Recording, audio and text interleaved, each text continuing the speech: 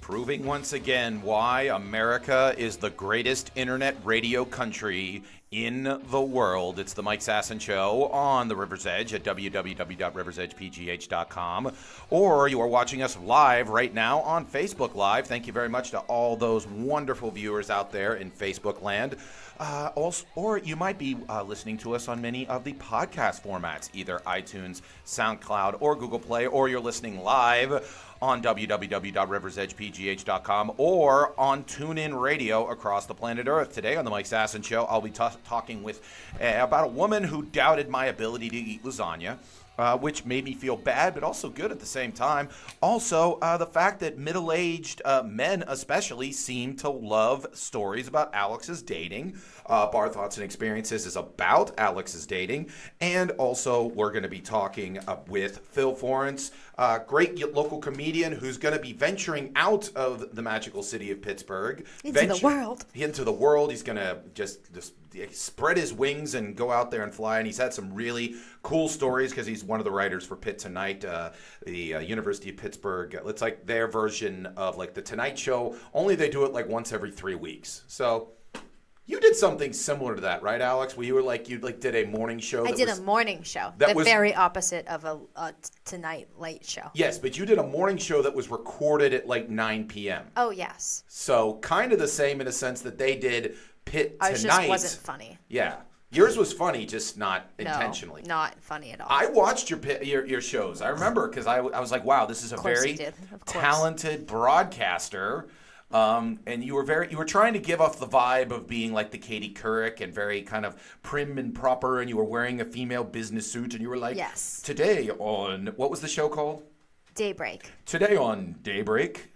Yeah, that was basically exactly how I talked to. Yeah, today on Daybreak. Well, yeah, and then you had another gentleman. It was you two that like discussed, like you were like, so Alex, how are things out there? And you're like, oh my God, it's so weird, that kind of stuff. Speaking of that, we're also going to be on Fresh Eyes talking about a concept. Like I didn't make you watch a video this week because I felt bad about last week making you watch Winger. Did you? Yeah, well. Kind of. Anyways, I made you feel bad about that. So it was more of a concept. The old morning show, Opie and Anthony, had a concept about radio teams in which they'd always say that there'd be like one or two guys and then the woman, and they'd always call the woman the whole because that's where the funny went. I can't. I'll leave all my comments till then, but I just want you to know that I did listen to it with my mom. Okay. So we'll get her comments as well. Yes. So again, and comment away down below. Even if it's not on right now, we record live on Sunday night. We read and respond from if we see the comment during the week. We read and respond if it's just a comment on one of our breaks, one of our things that we just break off into. So again, you've already talked to her, but there is right there, producer extraordinaire Alex Clemens. That's me. And just so you know, she is a first ballot Internet Radio Hall of Famer. If you would like to visit the Internet Radio Hall of Fame, it's outside of a Popeye's Chicken in Hagerstown, Maryland. So just go there, take the kids, make sure you get something nice for Grandma. I've actually been there. That's like close to my uncle. I know. I knew that your uncle is a bigwig with the Popeye's Chicken Corporation. How do you remember these things? Because you just mentioned go home, Mike. You mentioned it once on the show. No. Yes. I don't remember that. Yes, because remember one time I said I had a terrible. Really creeping on my life. I had a terrible time at a local Popeye's Chicken. It was good food, but it was just the people there were not like keeping up with in terms of cleaning and everything like that. You're like, my uncle would get on them. He would. Because your uncle runs, like, if you eat some Popeye's Chicken in the D.C. metro region, then Alex's uncle is the person that is on that stuff. So just so you know that. On that stuff. On that stuff. On that stuff. Couple of things. I am proud of myself for actually writing this week's show because it was really nice outside. And so I was like, do you not normally write the show? I thought I you do were just proud normally of write writing the it. show, but typically for the past like 8 months, it's been horrible weather-wise. So it's like, hey, I get to be inside anyway. I'll write a radio show. But today it was like 70 degrees, sunny, beautiful. So like after the Penguins' victory over the Flyers, Oh, they did win. they did win. Woo! Woo! So it means more T-shirt sales, all sorts of stuff. So Sure, it's big yeah, time yeah. for you. Big time. Big time. Anyway, so afterwards, I was like, you know what? I have hours. I'm going to write this show. So I sat out on my porch on There you this go. beautiful day and really didn't write anything. Oh. It was really hard to actually do something because I was just looking at how I felt so good and so warm. And it's the reason why Pittsburgh's a great place if you're a corporate person to build a factory because you have people that want to work because they want to be inside, they want to do something. It's why Jonas Salk got the polio vaccine here. If he was in San Diego, he just would have been on the beach. He just would have said, forget it. I'm not even doing anything. But because he was in Pittsburgh, he's like, you know what? I'll spend every day in the lab figuring out how to cure this polio. Oh. That's how things work.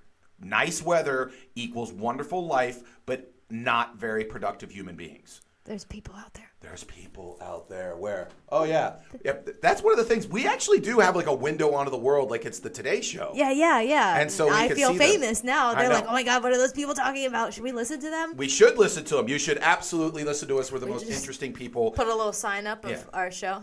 Absolutely. Right on the window. Or just, hey guys. We should blast it outside so they can hear the Aw. greatness. Instead of the great music that they're probably listening to there.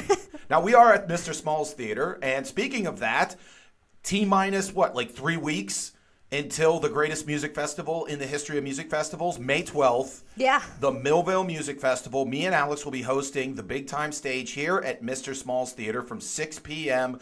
to whenever the hell we feel like it's the rock is done. Yeah. And then we're just gonna, Totally. That's what we're gonna do. We're just like you enjoy the day, you enjoy the great food, the food trucks, all the great music, all the great people, and then at the end of the night, you get your dose of Sass and Alex. Really, right here. What do you really look at? What's your number one thing you're looking forward Hot to? dudes. Hot dudes. I think I'm mainly just kind of excited. I'm really, really excited that we're on the stage here. I think that's the coolest thing in the world. So that's mainly, I feel like I'm a more of a part of, Mr. Smalls. And also, we've been back there. There's like a green room and stuff like that, so we're going to act like big shots. Pretty sweet. Yeah, we're going to act like total big shots. I'm not, though. I'm going to, just be drinking, hanging out with the bros. I know, you're going to be hanging out with those, what was your words, tasty musicians? Yes. You're going to be hanging out with the tasty musicians. I haven't really looked at, I like it to be a surprise. So I haven't looked at what the musicians look like. I've listened to a couple of the bands that'll be on our stage, but I haven't looked at them yet because, I want it to be a surprise. Yeah, it's like opening your presents on Christmas morning. You don't want to do it on December 20th. It's like I turn around and I look up at the stage and I'm like, oh my God, is that my future husband? He sure plays guitar nicely. There you go. That's how you should pick your husband. What? How they look playing guitar, because that's not how Honestly, I feel like that's a good way to pick That's not people. like how every Denny's waitress met their future ex-husband.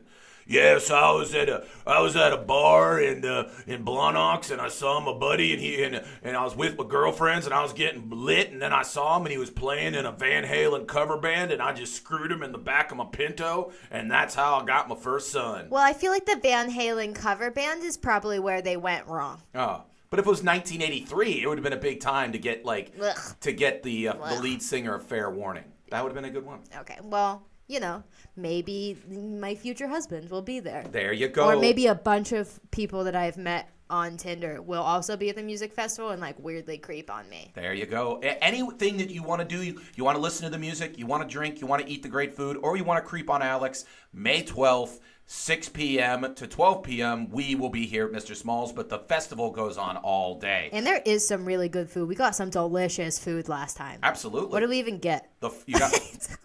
You have the I remember it worst being memory. amazing, and I remember the picture of me eating it. Could not tell you what it was. It was fries. Cheese fries? Yes. Obviously. With what other kind of fries are pulled there? pork on it and Oh, stuff. shit. Yeah. Better than I even remember. And then we all got wraps. And then the pizza... I didn't get a wrap. Yeah, you did. And then the pizza Did I? place gave us free slices of pizza. I didn't get free the pizza. buffalo chicken pizza. I didn't get that. Yes, you did. I remember eating a meal. I did not get that pizza. Only you did. I remember that. You remember that aspect. You don't remember what you ate, but you remember what you Now didn't it's kind eat. of coming back to me. I remember I did not eat that pizza. You're hopped up on goofball. Anyway, speaking of things that are eating, this week something happened to me that has rarely ever happened to me. Okay, tell us, Mike. So this week I'm at Giant Eagle, and I didn't want to cook, so I'm going to the prepared food section of Giant Eagle. And so I see that on sale is some lasagna, and I loves me some lasagna. Do you? Yeah, I do.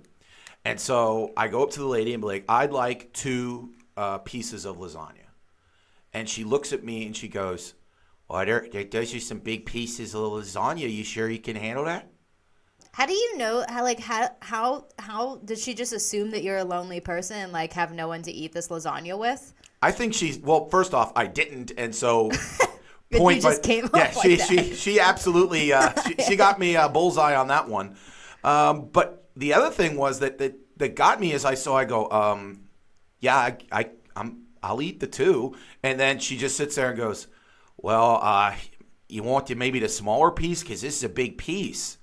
And I'm sitting there going, "Lady, I can eat 2 pieces of lasagna. I'm a big guy."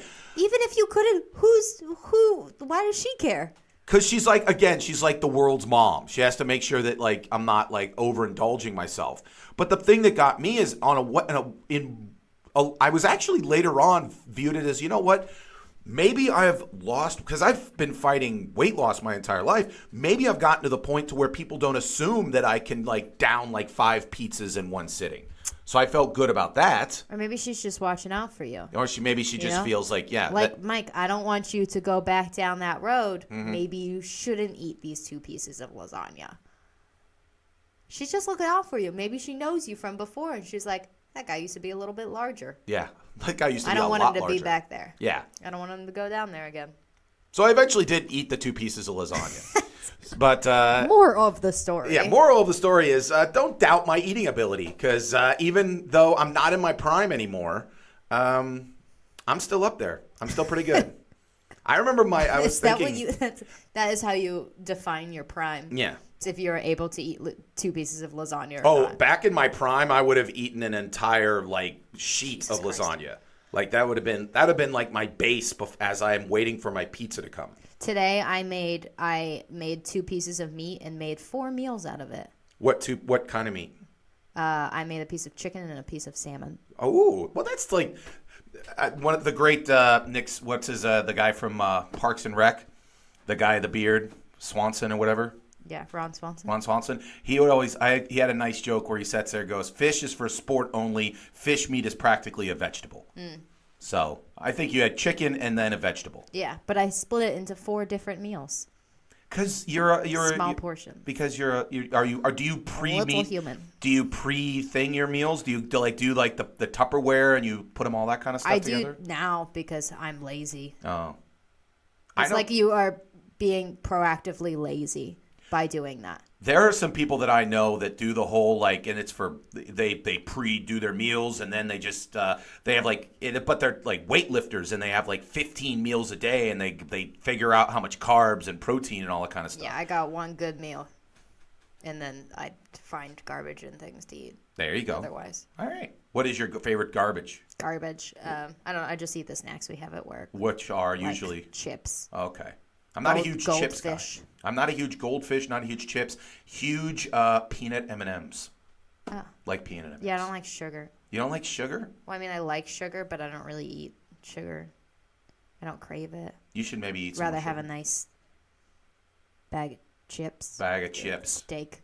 This conversation is spectacular. I just hope people are just listening to this right now and being like, "Wow, thank God I listened to this." Anyways, now a lot of you do actually watch and listen to the show, and we have tangible proof of it because this past week we got about 700, 800 some odd views of our total show from Tuesday, and then once a week we pick a segment. And we also, we really plaster that everywhere. And this week was the segment in which Alex describes how she put together her Tinder. Now, the thing that got me with this is, if you look at the numbers for our generic show, the show that we produced on Tuesday, Yes. between men and women, almost equal. Mm-hmm. And age-wise, we were about where you'd think, about 24 to about 40. That was like our kind of like where we are kind of deal. But the individual segment in which Alex describes her, her process of how she figures out Tinder got more views than the show did. Obviously. And the split between men and women was vast. There were 320 women who viewed it. And now, just so you know, on Facebook, a view is 3 seconds. 3 solid seconds, you have to watch it. 320 women, 463 men. Men wanted to watch that. I would hope so. I feel like, But here's where it gets a little creepy. The number one demographic that loved that segment, men 45 to 54. Hell yeah. 262 of the people that total watched it were men age 45 to 54. It's my DILFs out there. Your DILFs? I think that's why, because I celebrate DILFs so much that they're like, I'm going to support her, Now, maybe I can become her DILF. Now, let me ask you a question, just so people don't know. Maybe sometimes we use acronyms sometimes that we don't know. What does DILF mean? I don't like explaining this. It means Dad, I'd like to fuck. Yeah. There you go. It's much better said as DILF than explaining it, because if you explain it, I feel like it sounds a little grosser. You know what I mean? No, I don't know what it means. I think DILF sounds just nice, and like MILF sounds nice, but when you're like, oh, Mom, I'd like to fuck, that sounds gross. But that's what it means. Yeah, but Do you think we should come up with a new acronym? No. You saying DILF and MILF? Because you also were the originator of the G-DILF. I don't know if I was the originator. I've never heard it before you. Yeah, but that doesn't mean it doesn't exist. There's a lot of things you haven't heard before me, but yeah, they exist. But you now we do get a lot of. We have probably about 100 views of people over the age of 65 as well. Woo! So maybe some G-DILFs felt that you were giving them the love. G-DILFs in the house. You got to come up with your top. Have we come up with the top 5 G-DILFs? I don't think so. That would be how old do you have to be, or can you be here's my big thing with MILFs and DILFs and all this kind of stuff. Yeah. Typically people talk about age. Do you actually have to have children to be a MILF or a G-DILF or a DILF? No. Do you have to be a grandparent to be a G-DILF? No. It's just an age thing. Yeah, more of an age thing. How old are you to be a G-DILF? I'd say maybe 60. 60 years old, you're a G-DILF. Yeah. Okay. Because I feel like that's the age where, like, if you did have kids, like, they're probably having grandbabies by then. Now, the king of the G-DILFs right now is Tom Selleck. Right, yeah, because that mustache. Yeah, that's a good-looking man. Yeah. Yeah. But without the mustache. I don't think I've ever... He's not been... He knows where his bread is buttered. It's with the mustache. Oh, yeah, because there's a part in Friends where he doesn't have a mustache, and you're like, what the fuck? Yeah. You didn't even know who that guy was. Yeah, honestly. You're like, did they hire his stunt double? That was terrible. Yeah. But so, yeah, I would definitely say he needs the mustache. But going back to are you creeped out, or are you proud that men 45 to 54, huge fan of your dating stories? I get along very well with older men. Clearly, that's why, I'm on the show. Yeah. So no, I'm not creeped out at all. Are you trying to say I'm old again? No. Yes, you are. That's all this show has turned into is just you more or are less I say older than something me, so- and then Alex is like, "Oh, don't you know that you're fat and old and everyone hates you?" I'm like, "Thank you very much. Let's go to a break." I guess we have talked about both of those things. But no, you're just older than me, not old. Yes, I would agree. I'm older than you. Yes. Now, facts. one weird thing that you will face, and it's something that you haven't faced yet, or maybe you have. Have you dealt with the fact that there are now people younger than you? Because I've talked to people in their 20s, and one of the weird things about it is when they have to deal with people at work that, because what happens is once you're out of college and there's no more freshman, sophomore, junior, senior type deal, and everyone's just an adult, And all of a sudden you're like, oh, for a while you're the youngest person in the room. Da, da, da, da, da. And then all of a sudden you're like, and someone walks in, they're like, oh, how old am I? Oh, I'm 24. And they're like, oh, I'm actually 22. And you're like, what the fuck? There's people younger than me that actually have to be adults. All of my employees are younger than me. So, yeah, I've dealt with that. But, like, do they come sometimes, hey, granny? No, none of that yet? They honestly, I did get called old the other day because I don't know a lot of the, like, phrases and words that they use, which makes me feel very old. Like, one girl that I work with says, I'm shook all the time. That's, like, her main phrase. And I was like, I don't know what you're talking about. One thing that I will admit to doing is if I see, like, on someone's Instagram, like, they go, ODIF, and I'm like, what the does that mean? And then I have to Google what ODIF means or something stupid. It's not a real thing. I made it up. Like, I just made it up all the time. But there's like all the time they're like, 34, 18, 9, and they're like, it's supposed to be, it's a reference to a rap song in which you're supposed to do meth and have sex with a donkey. And I'm just like, okay, that's cool. See, that's the thing is I do feel a lot older sometimes because I'm not very involved in like pop culture. And so I miss out on a lot of things. I'm like, I don't know what you're talking about.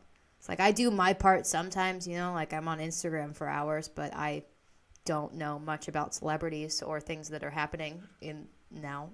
I personally feel it's one of the weirdest things is when someone is in their 50s and they try to pretend, because I really think it is pretend, that they're like, oh, yeah, did you hear the new, did you see Beyonce at Capella or whatever, Coachella, whatever. See, that's how I feel like I would sound if I did know things about those things, I mean, I even know what that is. I just forgot the name of it for 2 seconds. But, like, I would feel weird if a 50-year-old dude should not go to that music festival. But tons do, and they try to act like they're 22. Yeah. I know that Adrian Grenier is there right now because I follow him on Instagram. Okay. He's the guy from Entourage. Yeah. Okay. Just making sure. I don't know how out of touch you are with things. That guy's my age. Everyone on That's that show is my age. That's why I'm saying I don't know how old he is. Yeah. That's one thing that's weird about my age is, like, everybody that is, like, in Hollywood that isn't, like, that's, like, established is either my age or older. Like, you always talk about, oh, I love Paul Rudd. And so I'll Google Paul Rudd. Paul Rudd's, like, in his late 40s. Yeah. Brad Pitt's, like, in his mid-50s. All of them. They're all, like, in their late 40s, early 50s. Because I really do think that, especially with men, if you want to be a leading man, you need some gravitas. It's very difficult for a 23-year-old kid to lead a movie. You have to have a little bit of... Now, the weird thing, though, is then you have the 43-year-old leading man who has the 22-year-old girlfriend in the movie. And it's like...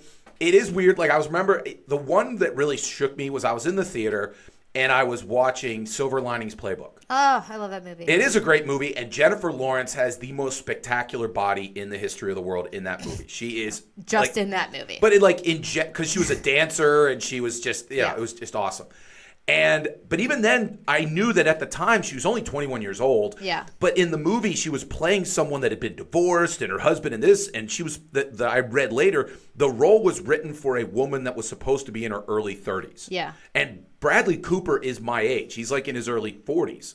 And so I'm like, but they're like, oh, I'm this, and this is someone that's been through life. And I'm like, no, she's 21. I don't think I even included Bradley Cooper on my DILF list.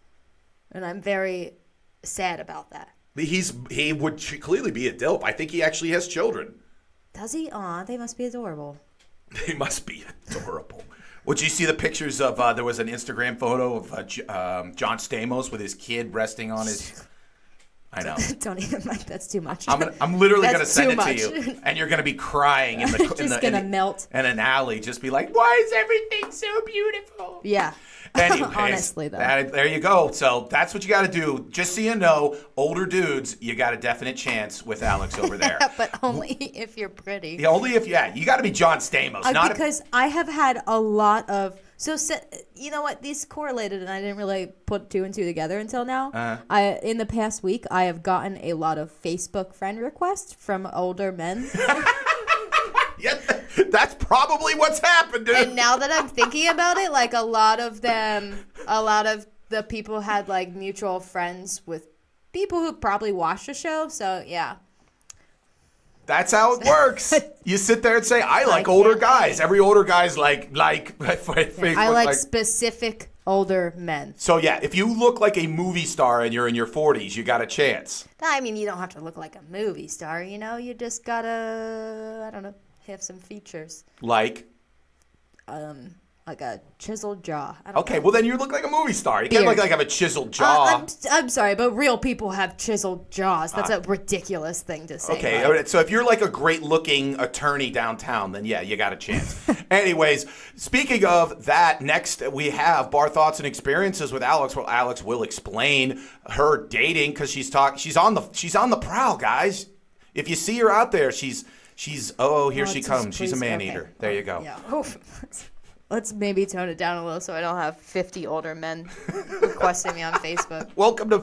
You wanted to be a D-list Pittsburgh celebrity. What do you think would happen if you were a D-list Pittsburgh celebrity? Yeah.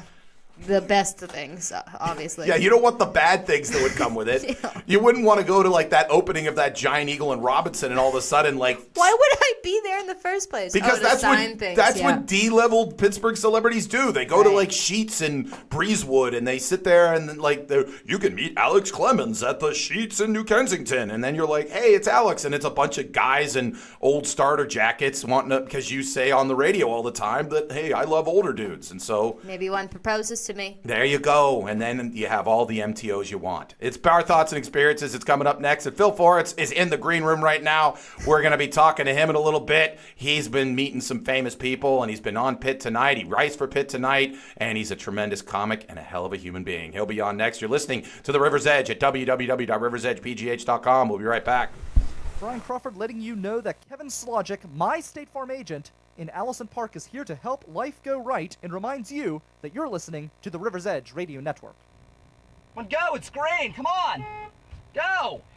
God damn it, Brian. You need to calm down Yeah, with I'm the road sick of rage. these people, these assholes. It's the road rage, man. You gotta calm down on the road rage. Well, I want to get to where we're going. We have a lot of great stuff coming up. We're going to Falling Water, Bicycle Heaven. the Mattress Factory, Tuck Knob. Trundle Manor. All right, which way do I go?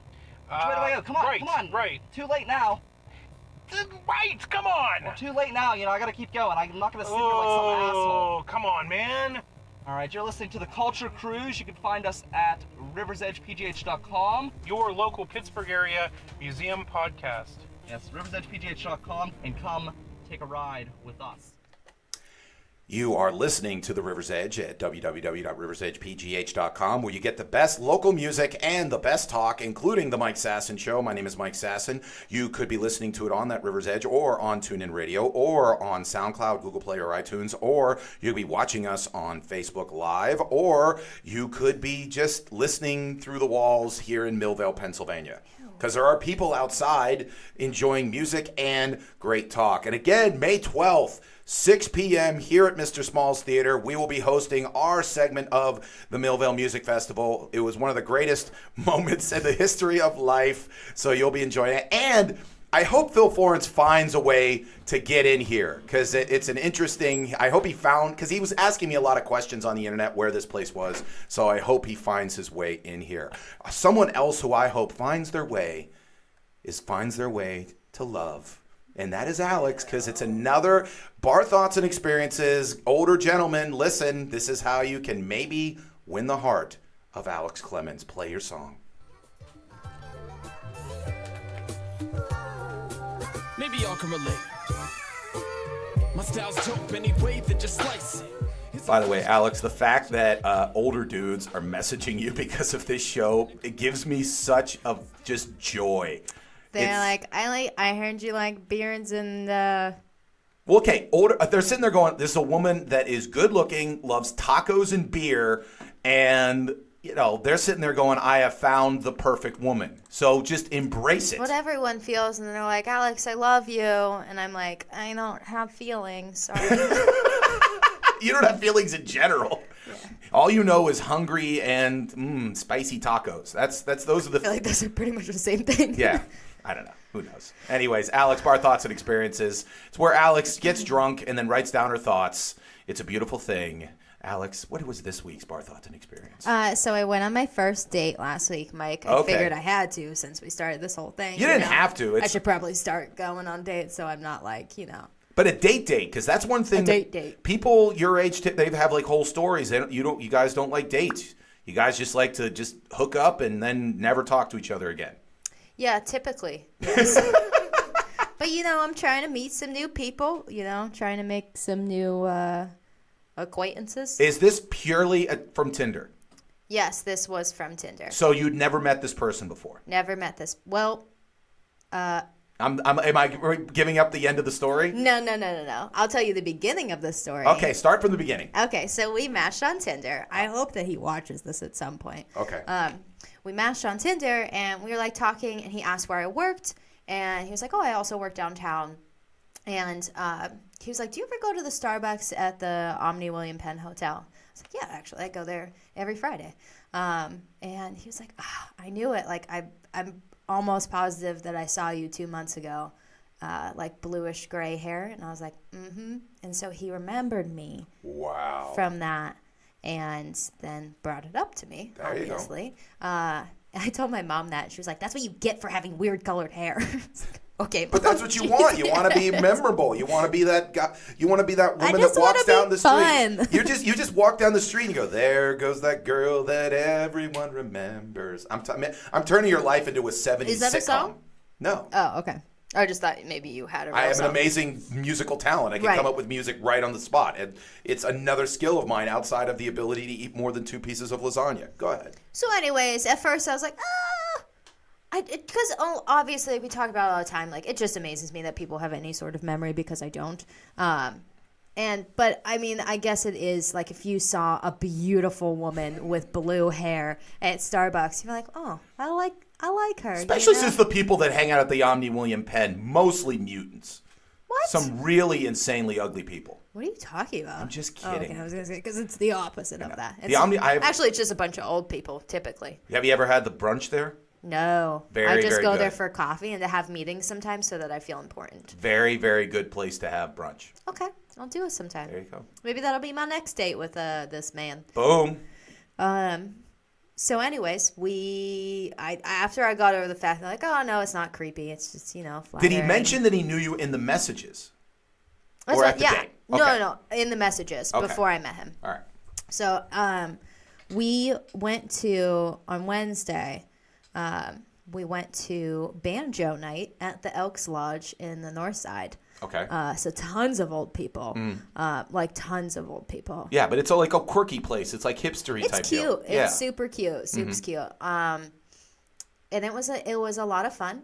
When we got there, he, I don't know, maybe like 5 minutes into the conversation, he was like, "Oh, turns out my birthday's tomorrow." And I was like, "Huh, that's seems like you might have planned that, I don't think he planned his birthday, but he planned the date. No, yeah. Because he asked me for the days, and I was like, oh, I can do that day. And it was the 2 days surrounding his birthday. Trying to get lucky. That's what that move was. Okay. I don't know if that's what that move was. That's a weird way to get lucky. Just be like, hey, we should do something. People feel obliged to have sex with other people when it's their birthdays. Really? I should write that down. I don't know. I mean, around October, just start piling the dates on and let's see what happens. I don't know. But I mean, if you were trying to get laid for your birthday, would you legitimately, if you were not attracted to another man who sits there and goes, hey, by the way, can I have a sex act because it's my birthday tomorrow, even though we've met once? Would you be like, oh, okay, it's your birthday? You'd be like, I don't care if it's your freaking birthday. Yeah, I mean, get a prostitute then. I don't care. It really depends. Yeah. Again, a lot of factors that go into that. If he's attractive, then who cares? Yeah, and like how much alcohol have I had? Yeah, okay. But I mean, like, it's not because of the birthday. It's because he's decent looking and you're drunk. Yeah. Sure. Okay. Yeah. And also, it's nice. Then they have a nice birthday story to tell people. So the answer is actually yes, you would. No, maybe. It depends. But anyways, I feel like so this was my first date in like a million years. Because even before that, I really just did not go on like dates. I know. That's what it's weird. It's weird for me. Yeah. And I feel like I don't know how to talk to people only because like I'm a very open person and like besides work where I meet new people, I'm typically around people I've known for years and am very open with them. Will tell them anything. I feel like that's maybe not the best thing on first dates. You know what I mean? You want name, rank, serial number. I think I'm the same way in a sense that I was one person when I was like eating dinner with them, and they were like, I would expect you to be, because they had seen the show and they'd seen me in comedy, and they were like, oh, I'd expect you to be the life of the party and talking and all that kind of stuff. And typically, I'm just trying not to offend anybody. Yeah. So I really kind of just keep it really generic, because if I open my mouth too much, I have found that I'm eventually going to say something that's going to piss them off. Yeah, see, my thing is that other people remember things and I don't, and I'll tell people things thinking that they won't remember, and then, a couple weeks later, they'd be like, oh, but I thought you said this. I'm like, oh, shit. I already told them that. Yeah. Now I can't go back on it. And it's hard. I don't know how to adjust to that. The fact that you have apparently massive amounts of concussions. Have you ever asked your mom about your head injuries as a kid? I did one of my cousins dropped me on my head when I was a small child. Okay. And like multiple other serious head injuries. But Okay. no concussions. There were several thousand, but go ahead. So you went to banjo night. You met the guy. He's laying down the groundwork that it was his birthday, so he's kind of laying a case for some loving. For some loving. I'm trying to keep it PG-13 at Right. least. Yes. And it was a lot of fun. We went to another place where there was also like bluegrass music. Not a good place to talk, though, and that was when we decided to talk about our previous relationships. Ooh. And so he was talking about his, and I'm just like, I totally know what you're saying. I'm terrible at reading lips, so no one should ever talk to me if it's loud. You don't want to be like, oh, what?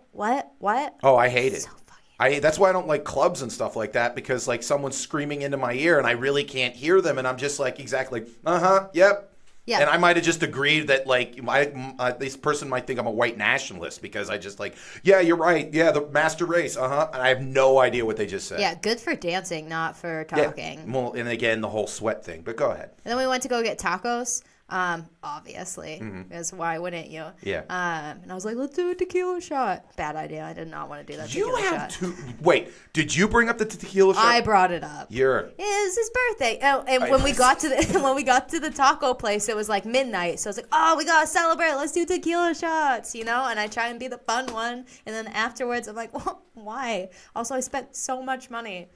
Oh, he didn't buy the tequila shots? No, so he bought our drinks at the first place and the second place, and I was like, I want to buy you something, it's your birthday, and like, I'm a nice person, and I also hate when people buy all of my things, so like, let me get this. I mean, it wasn't You broke a ton about of money. 9 rules about a first date. There are no rules. There are several. That is rule number 1. There are no rules in Okay, first one, dates. don't go shot for shot with a dude on your I didn't first go date. shot for shot, and I don't know if you know this, Mike, but I can drink a decent amount. I know you can. You're a functioning alcoholic. But I mean, Yes. yeah. But okay. So the night went well, and that's what else happened? That it? Yeah, it was Okay. a lot of fun. I was Okay. very surprised. I was super nervous going into it because I'm like, I'm going to get killed, or like he's going to be a super weird dude.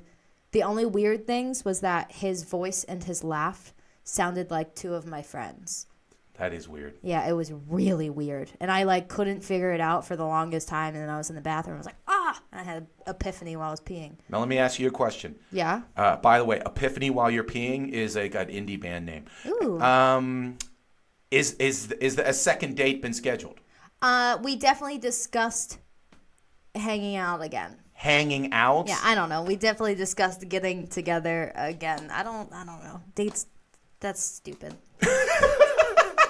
Words are stupid. We're just you're just 2 silly people, Yeah, and I was like, like probably now I'll consider like, oh yeah, my friend so and so. I don't want to say his name. I already told him. Yeah. Said a lot about him. And my mom said something that made me a little bit sad today. What'd she say? Because I told her I was going to Philly to visit one of my friends in a month, and she was like, "Do you have any friends that are girls?" I was like, "Abby, my sister." She's like, "No, but like besides that," I'm like, "No, is that a bad thing?" And she's like, "Well, no, it's just I always felt more comfortable around guys, but like I still had friends that were girls." I think you've just Hold on, opened up thank you. a Pandora's box, because I mean, I know of some women that again hang around guys. You are one of them. I am one. Yeah, you're one of them, and there's several reasons why that happens. But I think we could really almost, take the next, 20 minutes to figure that one out. Yeah, we don't need to do that. Yeah. I'll just be sad about it for a little while and then we'll, move on. No, I mean, it's not sad. I just think that, it's something I believe that, I knew this, this girl that was your age, and she was the same way. She felt a lot more comfortable, and it was legitimately because back in high school and college, there was just so much competitiveness amongst girls that she really never lost that kind of uneasiness around other girls because of the cattiness and the mean girls type bullshit that goes on amongst women. And so it was it took her till literally her late 20s to relax and not view every woman as an adversary. And now she has several female friends. I told my mom, I was like, I just haven't found my right one yet. Your right friend? Yeah, I haven't found them yet. Well, it's just like dating. Here's the deal. Then women who are in their 20s who want a friend, Facebook friend Alex, and then would you go on a friend audition? Date? A friend audition? Ugh. We should get I want to meet it's just like how I want to meet my husband. I want to meet him by chance. You know what? You just lock eyes. You're thinking about the hot dudes that you could possibly meet during the Millvale Music Festival. How about the wonderful women that you could become wonderful friends with? Are they hot? Do they have to be? I don't know. Do you like hanging out with women that you perceive to be more attractive than you? I mean, yeah, it's fun. Then they know how I. How you feel. How you feel. How life is so much. All right, let's do your stuff.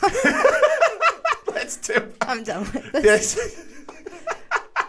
You're just, no. Alex, thank you very much for your bar thoughts and experiences. It's always wonderful. And again, we'll take it from there. Now it is my 5 takes where sober, I write down weird stuff. So I was a little preemptive there.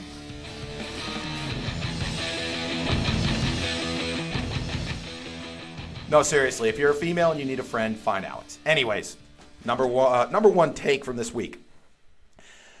Anybody who did, I don't know you notice on the Facebook videos, all of a sudden they have commercials in the middle of the videos now. Yeah. Whoever decided that is Satan. They are ruining my life. You sons of bitches. I'm watching a video. I'm in the zone. I'm enjoying the whatever. And then all of a sudden an ad for Geico comes on. I kind of like it because it really makes me decide whether or not I really wanted to be watching that video or not. And I'm like, if a commercial comes on, I'm like, nope. And I'm like, oh, I was wasting my time. I should be doing something better with my life. Here's the deal. I'm saying anybody who advertises in the middle of my Facebook videos, I make this proclamation. I'm not buying any of your crap. Number 2, people who can't control their kids piss me off. And I'm not talking about you're trying to your kid's crying and you're trying to, hey, what? I'm talking you just let them go. You just let the kid run around and hit their heads and throw stuff and all this other kind of stuff. That really aggravates me because you put every other adult in a really bad situation. Because, I remember this is one time when I was working at Sears. I was showing this family a washer and dryer. And the family was watching me, and these 3 kids are running wild through the appliance department. Now, understand, these appliances could be upwards of $5,000. You scratch this. This is real money that you could be screwing up. And also, it's metal, big pieces with sharp objects, and these people are running around like they're at a playpen. And that wasn't like the mom or the dad were like, hey, everyone chill out. No, they're all just like, hey, whatever, kid can do whatever. So then the kid stops right in front of the parents, and I'm explaining the features of this washer and dryer, and just all of a sudden puts it into a fist without me seeing it and just goes bam right into my nuts. And I just go, ooh. And I'm looking at the parents like, are you going to take this kid outside or something? And the mom doesn't say a word, and the dad just goes, that's it. And I'm like, I think legally I should be allowed to kick your kid's ass. Yeah. I mean, you physically assault shot me. For shot. Shot for shot. Yeah, I'm shooting your own kids in his nuts. Whatever. Let's get it on. Let's go blood sport anyways. Now, seriously, parents, I understand that kids can be rough. My nieces and nephews, there's a couple that I get it. They're wild. But at least my sister-in-law and my brother try to keep them under wraps. Right. But when you just let them go, you really piss me off. This weekend, Amy Schumer's new movie came out, I Feel Pretty, and made $16 million in its opening weekend. and it finished number 3 in the box office. So people are kind of debating of whether this was, because it was actually less money than Snatched its first weekend, which didn't turn out real well. And it's half of what she got with Trainwreck. So people are having a discussion of like, oh, is this a success, whatever.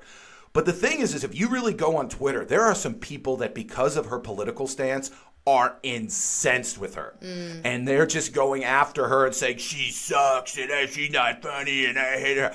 And it really does point, when anybody sits there and goes, why don't entertainers sometimes make political stances? This is why. Yeah. Because then 50% of the country, no matter what you do, hates your guts. Yeah. And that's tough for her. I mean, do I think the movie's it's probably a typical fine movie, whatever. It's just a typical Hollywood movie, but like there are people that like she's the worst and I hate her, all this kind of stuff. So if you ever wonder why actors and actresses don't actually go through, and tell everybody what their political stance is, that's why. Speaking of dating, Joe Manganiello is married to Sofia Vergara. And there was a story this week where he was on Conan and told the story of he brought his now wife when they were dating to Pittsburgh to go to a Steeler playoff game. And he said that his test for her was he brought her to Permane Brothers and said to her, says, hey, you got to eat the sandwich. You can't just eat a bite. You got to eat the whole sandwich. And the story goes is that she ate the whole sandwich, and that's why he knew that this was the one for her. This was the one for him. That's stupid. But here's my problem with it.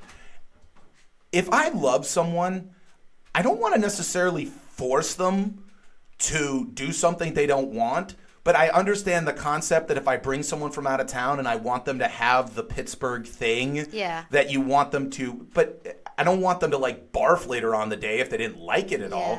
So, I mean, my take would be Joe Manganiello put Sofia Vergara in a kind of a bad spot. Yeah. Because on one hand, I mean, she's from Colombia. There's a good chance she's not a gigantic fan of like, French fries, Italian bread. Bunch of shit yeah, bread. Yeah. And so, but she sat there, by the way, if you want to ever know how good looking you have to be to make women of that ilk eat Permane Brothers sandwiches, you have to be Joe Manganiello. You have to be that level. That's true. Yeah. So by the way, Joe Manganiello says, "Hey, it's my birthday." You're already like, we're already having sex. You didn't even have to.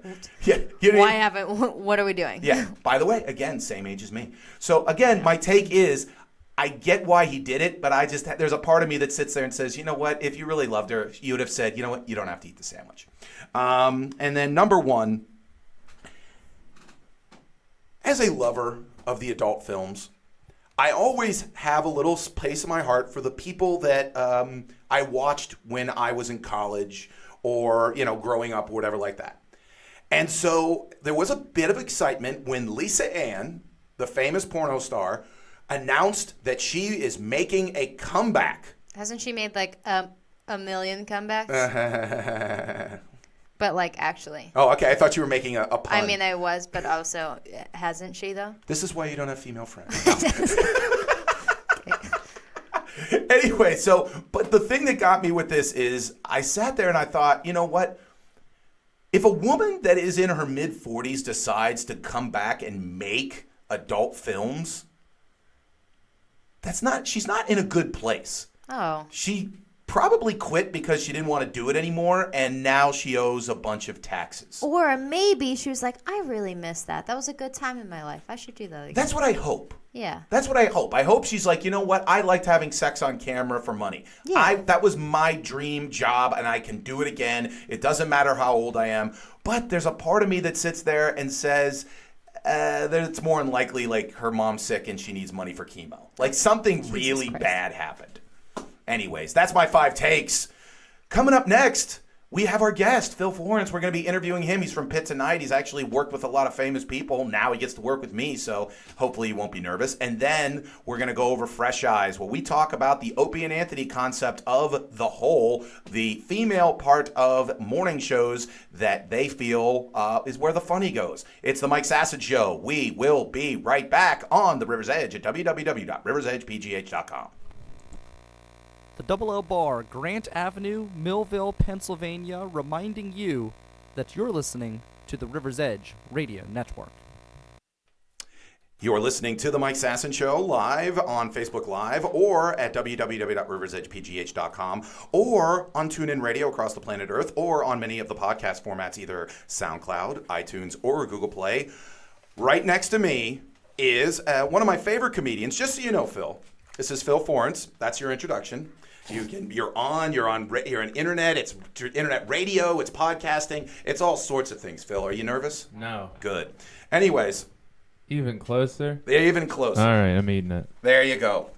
Anyway, so the thing that got me is we had a meeting, me and Alex, and we talked about what people that she had seen in Pittsburgh comedy that she had wanted to have guests on the show. And just so you know, your name came up as one of the first ones that Alex said. Oh, thank you, Alex. That's so kind You're of you. welcome. You're on like a note in my phone to remember because I wouldn't otherwise. Oh, well, I'll take it anyway. Well, thanks, guys. I appreciate it. It's going to be a lot Alex, of fun. just so you know, Alex has had several head injuries in her life, and so she has a terrible memory. So, Is that why you had a great memory before? I don't remember. You don't remember? She doesn't There you remember. go. I like this. At one point, she said, maybe she did have a great memory. But Phil Forrence, and just from a personal standpoint, I've been doing comedy in Pittsburgh for 5.5 years. And one of the things that is like one of the marks of demarcation in Pittsburgh comedy is when we call it the Pitt Kids showed up. The Pitt Kids. The Pitt Kids showed up because we Yeah. always wanted to get a connection with the universities, and we had never known. I mean, 40-year-old guy somehow couldn't get the universities excited. Yeah, I wouldn't talk to you. Yeah, and but you and Osha Dwyer and Joe Marchi and all these guys, you showed up and you started doing comedy and everything like that. What got you into comedy? Were you always a comedy fan? What was the deal? I loved it. Growing up, my mom loved comedy, so she would always show me like these great records, and we'd listen to them and learn every single word.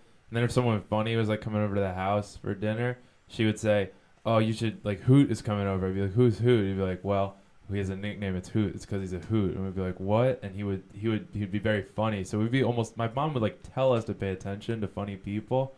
So I always just really loved that and jokes. Did you watch and listen to when you listen to comedy CDs or watch on Comedy Central or HBO? Who are the people? As a kid, it was Bill Cosby. We knew all his records front to back, and George Carlin and Bob Newhart. Those were all my mom's favorites. Mm-hmm. And then when I kind of got to like the age where you start rebelling and listening to Green Day and stuff, I got into Hannibal Buress and Demetri Martin, and those two are the big ones. Yeah, that's cool. Yeah, you grew up in Philadelphia, so I suspect also the Philly angle made Bill Cosby even a bigger. Yeah.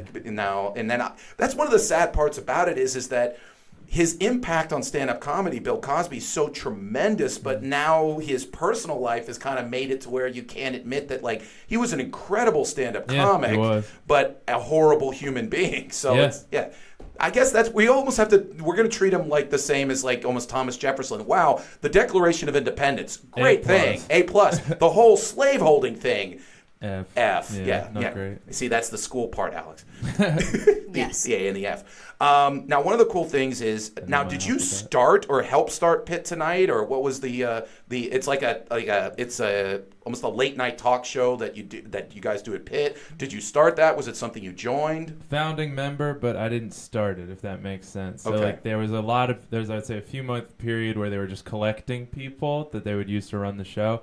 So they put out the, they sent up a flare gun for writers, and I was like, I'd love to be a writer. And so I ran toward the flare and met some friends, and it was, all since then. So I've written on every single episode, and I've been a head writer for 19 out of 20 of them. So, yeah, so that's pretty much it. It was Jesse Irwin started it, and then he just needed people to write. So I always wanted to write comedy, and that's pretty much actually what got me into stand-up eventually. It's because we were all at Pitt Tonight, and we were writing all these jokes, but we couldn't tell them. Only Jesse could tell them, the host. And we had so much fun writing. I think everyone secretly wants to do stand-up their whole life. Like everyone, even people who are afraid of it think, oh, if I had my chance, I would say the funniest effing thing. So if you're writing jokes, you're kind of like, well, what's stopping us? So we looked up like the website, found all the open mics. Then we even started a club for stand-up at Pitt, where we just do stand-up for each other, you know, like in a classroom. Aw. Yeah, it was. That sounds I think adorable. It was adorable. If adorable is telling jokes that aren't very funny. In front of like a small group of Yeah, people. it was. It was like a classroom setting. Now, were there certain jokes that you told in that classroom setting that you're like, you know what, this works, and then you did it at like an open mic in front of adults, and it just went dead, and you're like, hey, wait a minute, what's going on? All of them. Because the thing is I've always found that, especially early on, you guys were very, very supportive.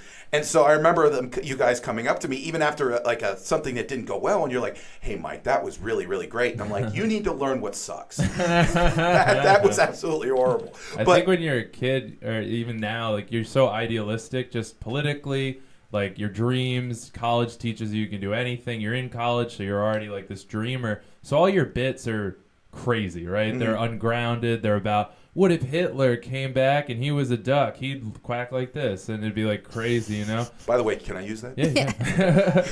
The writer right here. I can just see it, Hitler duck, you know. Yeah, no, he'd quack, quack. I hate the Jews. All right, there we go. See, that's what someone else has to come in, and how would Hitler duck go with it? Right, almost like you know what? I want Hitler duck back. Yeah. Walt Disney probably pitched at one time Hitler duck. Okay, guys. Hitler duck had some good ideas. Yeah, Hitler. Yeah, come on. He had some good. Then he just went crazy. Yeah, but you know, made the pond run on time. Yeah, there you go. But now, one of the things that I thought was cool is, and I think one of the great reasons why I believe starting in a place like Pittsburgh is a great way to start stand-up comedy, is the amazing opportunities you had to work with some incredible people and talk to some people. Yeah, that's true. A couple people that come to mind is when the election, because Pennsylvania was such a huge part of it, like celebrities would show up, and Steve Carell and Bryan Cranston showed up. Correct? Yeah.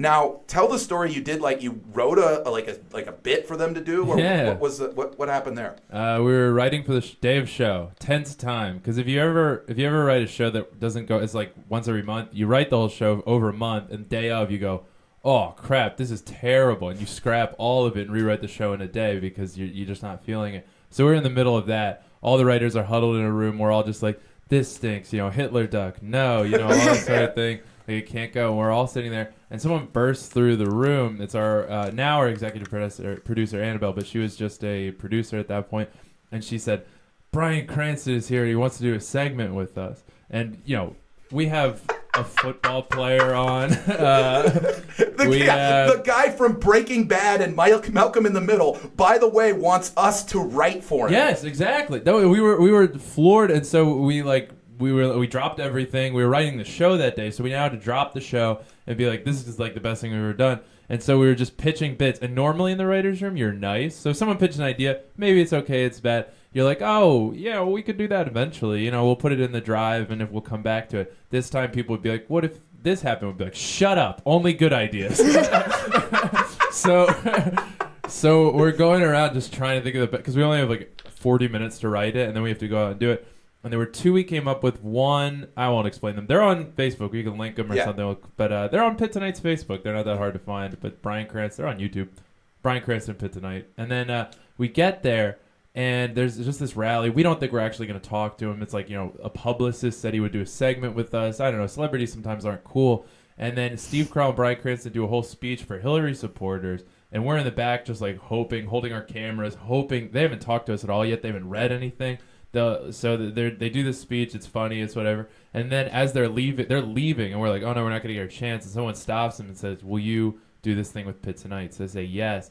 And only Bryan Cranston is asked because we talked to his thing. And Steve Carell walks out, and we go, well, whatever. And we hand Bryan Cranston 2 scripts, and we're like, this is like 2 bits we thought for you. And then he goes, I don't know, which one do you think I should do? And so we're talking to Bryan Cranston at this point, asking for our opinion. I'm like, oh, okay. By the way, that just proves that he's an actor. Yes. Because the thing is that he doesn't. Kids at home, actors don't write their own shit. They have smart people who sit there and write it down, and he's like, he didn't come up with the whole making meth and, you know, all that kind of shit. No. That was someone else's idea. Yeah, meth was someone else's idea. Not famous actor Bryan Cranston. But anyway, he's like, what one should I do? I was like, now I become a director. I'm like, oh, I kind of see you in this one. This one's not you. I didn't like this for you. And I didn't like this for you. And then you hear a voice from the background, and it goes, do you have one for me? And I turn around, and Steve Carell's come back. Aww. And he's a little offended that we hadn't written one for him. And it's Steve Carell, like The Office, everything you'd ever want to see. You're looking at the comedy Scott, star of the whole world. And he's just a little... Michael Scott standing right there, and he's just like, I got to write something for him, too. Oh, he's just a little hurt that we didn't write for him. So we were like, we had the other one, luckily, we gave that to him. And they both did it, and they both were so funny. And everyone who was at the Hillary rally stayed to watch. So they could only do it in one take. It was supposed to be whatever. And we had a whole crowd laugh track. So it's really cool because when the laughs come in, it's like it's like resounding laugh. So yeah, it was a great time. They were so nice, and they like shook hands. And Steve Carell even came up to me and he like said, I didn't write the 2 bits, so I don't feel bad about it. He said, this one was really funny. And it was like one of our writers, Tom Connors, who had come up with it. But like, it was so nice. Like who says that? Who goes out of their way to just go, that was really funny? And like, but one thing I've always found in dealing with, like, people talk about, well, celebrities sometimes can be dicks. The one thing that I have found is the ones that stick around typically, I mean, they could get a little bit aggravated because of the fact that you think about if you are Steve Carell, how many people come up to you and like quote Office Lit and all this kind of stuff. But if you show them that, hey, I've always found that when you do this, you make sure that you don't say, hey, I'm a huge fan. You just sit there, and if you say, hey, I'm working, we're equals, we're doing this, then they're like, okay, I'm in work mode and everything like that. And then you do get a level of civility because that's how they continue to get jobs. Right, because they have to set up boundaries if you're a fan. Yeah. So if you go, oh my God, I'm a huge fan, then it's like they suddenly have to go into boundary mode. They go, okay, this is not a friend. This is not someone to really talk to. This is someone to sign autographs and polite chuckle with. But if you, like you said, you just go right into it and go, I got this for you, I have this for you. Yeah, you're right. They're a producer. You're allies. You're in this together, and they're depending on you. And suddenly, right, the narrative shifts, their brain shifts. Yeah, it's amazing. They suddenly just become people again. They're just working on something. And one thing, I have 3 siblings out in Los Angeles, and my sister Mary was actually part of The Dictator. She worked with Sacha Baron Cohen, Oh, I thought you were gonna say. and she was in the room when they were talking about casting one of the characters, and there was a major actor that lost the role because they all just admitted that this person's a dick. Yeah, people that are hard to work with don't get by. Like you said earlier, like it turns out most celebrities kind of are nice because if they weren't nice, they wouldn't be where they are because so many people would have kicked them out. And the ones that are dicks, you always hear about, right? Like who was the Hulk? It was the Edward Norton. Yeah. I'm not an actor. I like films okay, but I've heard so many Edward Norton stories that he's horrible to work with, and I'm not even in the industry at all. You know what I mean? So it just gets around. Well, one that's interesting because I found it from a guy who worked on. It's amazing how rumors start and all this kind of stuff. But there was a guy who worked on The Sorcerer's Apprentice here in Pittsburgh. And it was Vin Diesel was on it. Okay, I was like, what is that? I was like, I think I read all of Harry Potter. I don't remember. It was Michael Caine was in it. You want to talk about like a guy who was cool is Michael Caine. Guy's been working for 1,000 years, and my buddy who was working on the movie. This is actually kind of a no-no. Had a poster from the Dark Knight Rises, like the 3rd one that was filmed here in Pittsburgh, and had everybody sign it except Michael Caine because he didn't film his parts in Pittsburgh. So he just went, you know what, it's my last day on the set. I'm going for it. So he brought the giant movie poster with everyone. Like Christian Bale was on, everyone. And he sat there and he pulls it out. And before he even says a word, Michael Caine's just like, oh, where is your pen? Wow. And just went So through it. And sweet. now he's got an autograph with all of the main characters, Morgan Freeman, all of them from The Dark Knight Rises and everything like that. Now back to the dickhead Vin Diesel. So Oh, no. Vin Diesel, who sat there and they were shooting the scene, and Vin Diesel sits there and looks and goes, "Oh, I got to go to the bathroom." And remember, this is like a big budget action movie, so it's not like it's like, okay, just going like, all right, Vin has to go to the bathroom, shut everything down for 10 minutes. Someone change him. Yeah, someone change him. Yeah. So he goes away. They're all sitting around. Half hour goes by. Oh, no. Hour goes by. 2 hours goes by. Eventually, someone comes back and goes, yeah, Vin left for the day. Jeez. And like the guy, my buddy who was on the set, never worked again. Yeah, well, but this is where he sits there and he goes up to him and goes, yeah, is anyone going to stop him? He goes, he's cost this movie $5 million in the bathroom because the fact that he keeps doing this, he just keeps leaving and all this kind of stuff. Now, the reason why that kind of gets around is because recently a Mike Sasson Show favorite, The Rock, has called out Vin Diesel because they worked together on the Fast and the Furious. epic fight scene. He said he's more or less, he goes, they interviewed him and The Rock said, yeah, Vin Diesel has a terrible opinion of what is professional. And I'm sitting there going, wait a minute, I know what he's talking about. Yeah. I bet you he did that kind of shit on the Fast and the Furious, and The Rock's like, dude, I got to lift. I mean, I got to get out of here. Yeah, he's on a time schedule. Yeah, I'm on a time schedule. I just can't do that. Now, another guy that you worked with, that was pretty cool, is Colin Jost. Yeah, the Weekend Update. Head writer, Saturday Night Live, yeah. or is he the head writer or the co-head writer? Co-head writer now, but I think at times he's been the only one. Let's just call him the head writer Let's just for the story. But Colin Alex, Jost. you cool with that? Yeah. It's All right, cool. So Colin Jost. Listeners, sorry, go on. So don't step on my joke. So he's in there. You did comedy with him, and he actually quoted one of your bits on stage. Oh yeah, I went up cold into a room of 500 people. And my friends told me in the audience there were like girls there to see Colin behind them, and when I got up there, they said, "Who the fuck is this kid?"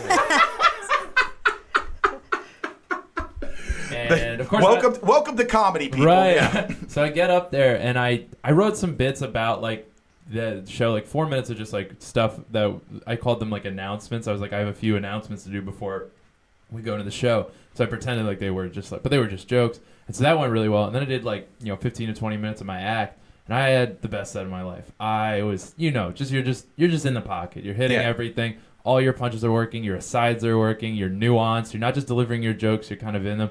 Had it.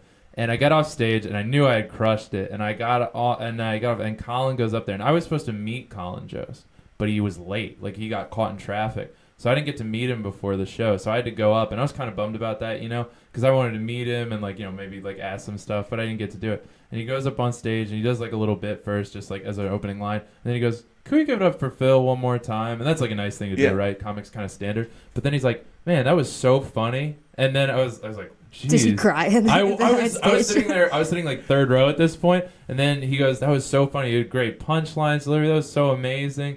And then he was like, "Give it up for him one more time." And I was like, that was such a compliment at this point. And then he starts to quote this one. He's like, "I really like that bit about how you're tired of the troops surprising their wives videos." And then he's like, "You know why I like that?" He's like, "Because my parents were troops." and basically just started tagging off of that and how offended he wasn't really offended though. Yeah. But afterwards they told me that he loved that joke so much, he doubled over when I told it because he'd been standing in the back. So it was so nice. Then he told me he followed me on Twitter, and then he told me that if I'm coming to New York, I'll hit him up. So I'm gonna do that when I get out there. Absolutely. Yeah, just message him and just say, "Can I come check out a show?" At that moment, you could have someone could have come up to you and been like, "The test came back, it's cancer," and you'd have been like, "Okay, cool." That it is really cool when you, especially in terms of comedians. You realize if you've been up on stage and they can tell that you've put the work in, how much respect you get. Yes. Because it's just okay, there's so few people in the world that have gone up there and have worked on it and have a half hour, 45, whatever. But when they see it, they're like, okay, this person gets it. Jerry Seinfeld one time had this quote where he goes, "I feel more comfortable speaking with a Finnish comedian that I met 15 minutes ago as opposed to my own family." Yeah. And you do learn that okay, if someone's a comedian, you kind of get them kind of deal. Jost was surrounded by people afterwards because it was a Pitt program council event, so all these people coming up to him, trying to talk to him and stuff. But then afterwards, when I was just talking to him, chatting with him, suddenly he was on, right? But he was just in celebrity mode, signing things, going, "Oh, that's nice. You watched that joke." But then we were talking about SNL bits that I love, and we were talking about he was just giving me advice on what I should do. You know what I mean? The instant connection of you said, so they can see when you worked hard. They can see when you put stuff into the craft, and you're not just hacking it up there. You're really and I also that's always one of the cool things, and is there's an age gap between you and me, but when we're at the mics, I don't feel that because we're just talking about something that we do share, and it doesn't matter how much longer I've been on the planet Earth kind of deal. Yeah, I always forget how old people are. I was listening to friends son. No, because like I do, because like I have friends who are in like their mid-30s, late 30s, 40s, like whatever it is, and you just forget, right? You just get lost in kind of the comedy and stuff. Especially, it actually usually goes more by how long you've been doing comedy rather than how old you are. Yeah. Because like people who've been doing it less time but are older than me, it's a weird dynamic, but still, like when you talk to them, you just feel like you're in the class like before them. They kind of have questions for you. They'll laugh a little bit more at your jokes because they're not, I don't know, angry. So now you are graduating from Pitt. Now Graduating. the big question I heard is you're either going to go back home to Philadelphia or go to New York City. Which is, have you made a decision yet? I'm going to Philly, Okay. but only because I don't have a job in New York. Okay. So you got to make money to be there. Really? New York's expensive. I've never heard that. Yeah. Well, hey man, I'll ask me another city. I'll tell you if it's expensive or not. Okay. San Francisco. I have no idea. Okay. I've never been there. Super expensive. Yeah, Super expensive. probably.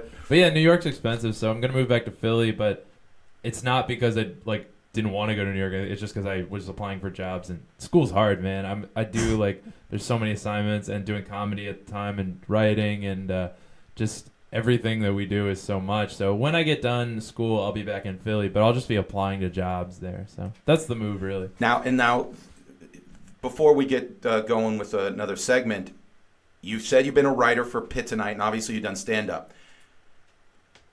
Writer on Saturday Night Live, working comedian.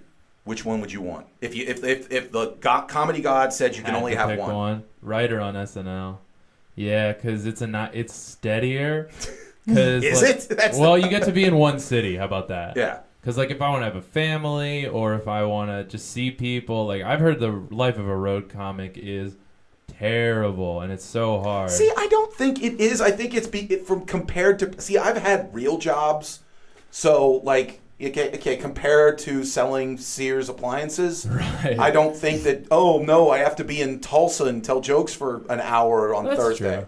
I think that most of the time the reason why comedians bitch is because they've never actually done anything that actually is hard. Yeah. So they're like, oh, my God, I'm usually just sleep in my own bed, go do a mic, and go eat Denny's at 4 a.m. Now I have to get on a plane and be on time for something? This is terrible. I don't think I would worry about that. What it really is to me is just like, yeah, it would just be a lot of time away and a lot of time traveling, and I've heard that's just like really difficult. That's only now if I've never really done it, Yeah. so and I've never really been a writer on SNL, so this is all just a guess, Yeah. right? So Well, I don't know, my really good. I would love to be a writer on a TV show to ground me, but I would love to do things that some people do, which is where they just do weekends, where you live in your city, but you just book weekends at clubs, or you do small theater tours where you only book, and that way you can live, and then on the weekends you go out and have that, but then most of the time you're still based in a place. That would be great. That's the dream, Alex. And you can have groupies in different states. That's Yeah. All I that's was thinking it. about. That's where Alex's brain goes right. He goes, Right. how do you get chicks? And you get groupies. Speaking of Alex, one thing that we like to do here is Yeah. because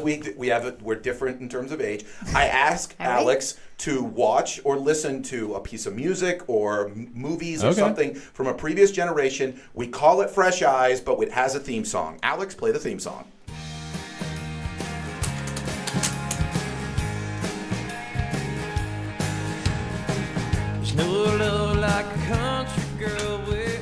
I hate that song. Phil, what do you what? think So about that sweet. song? It's I a liked good it. song, right? I mean, I didn't get much into it, but there was nothing wrong with what I heard. I honestly like it more just because Mike hates it. And he makes me listen to horrible music every week. Oh no! Yeah, last week it was Winger, and she wasn't a big fan. Have you ever heard I'm of even Winger? younger than both of you. Have you heard of No, Winger? I don't know what I that even is. talked to my mom, and she's like, I have no fucking clue who that is. She didn't say it like that, but you know. Yeah, she did. She grew up. She was so angry. She was so Cleaned pissed it off. up. I've never fucking heard of that. Yeah. All right, What's so Winger? Winger's a band. Terrible. There.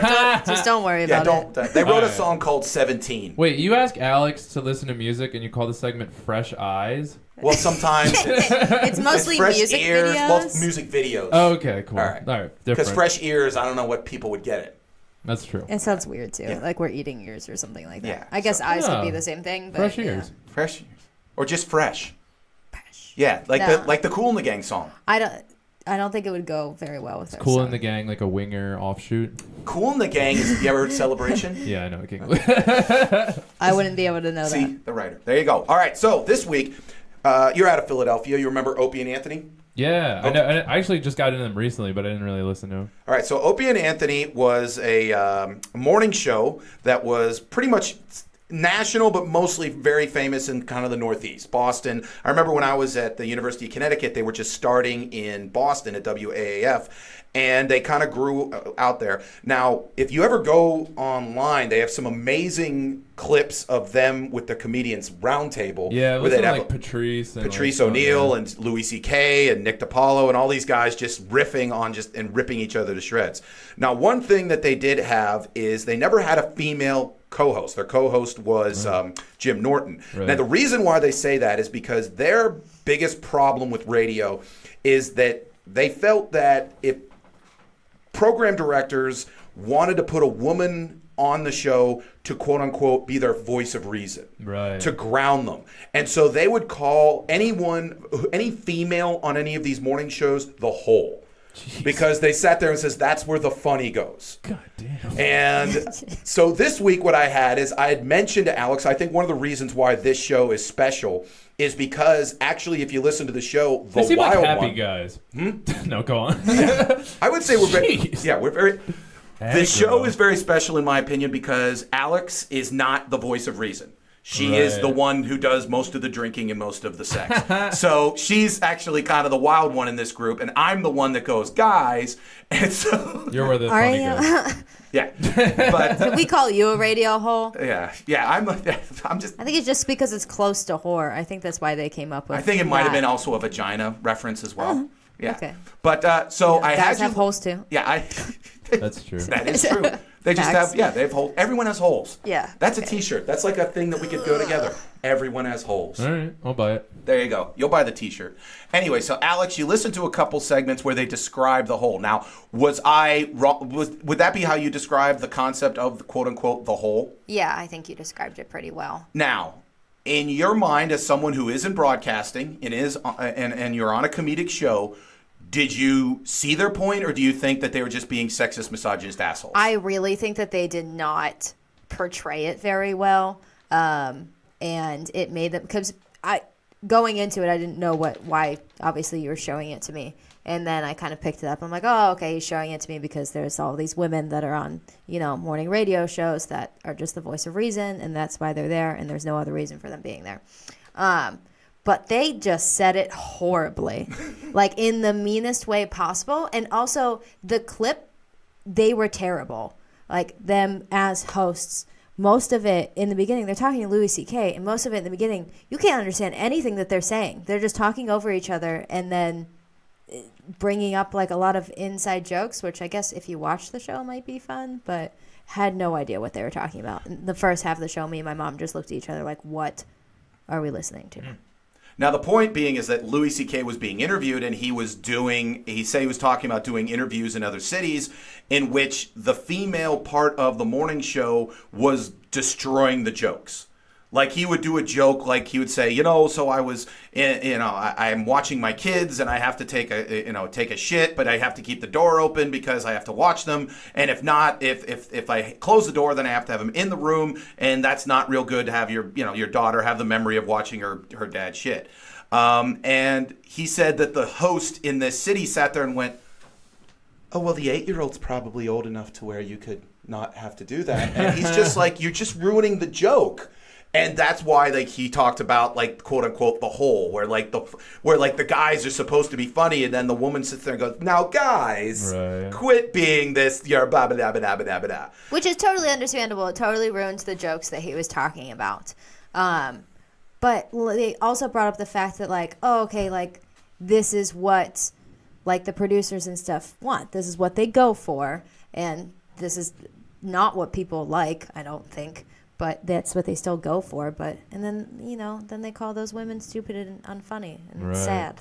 It's like, well, they didn't pick to be that person. They just happened to be a woman. And then Yeah, someone that's told them to be That's a great point, this right? character. Yeah, you're right. That is what the producers going for. So how completely unfair to Yeah. belittle them for it. And also, if Louis C.K. said those things about me, as a radio host, I'm like, all right, I'm quitting. I'm done. Right, So they yeah. go somewhere else. Yeah, because if you got someone like Amy Schumer on, or someone who's really cutting, or Rachel Feinstein or something, obviously that would not be a voice of reason type character. But right, they pick people who would fill the Well, require as that. someone who's been on the radio, I've found that what program directors kind of have this idea of is if something works in one market, like for instance, they kind of look at the Howard Stern show in that Robin was quote unquote the anchor of the show. Yeah. That Howard could go off on these weird tangents and have strippers in the room and all this kind of stuff. But because a woman was there, it softened the blow. Yeah. And one of the reasons why that Opie and Anthony thought that they were special was because, well, we don't have that and we're just wild and we'll just keep going and all this kind of stuff. And so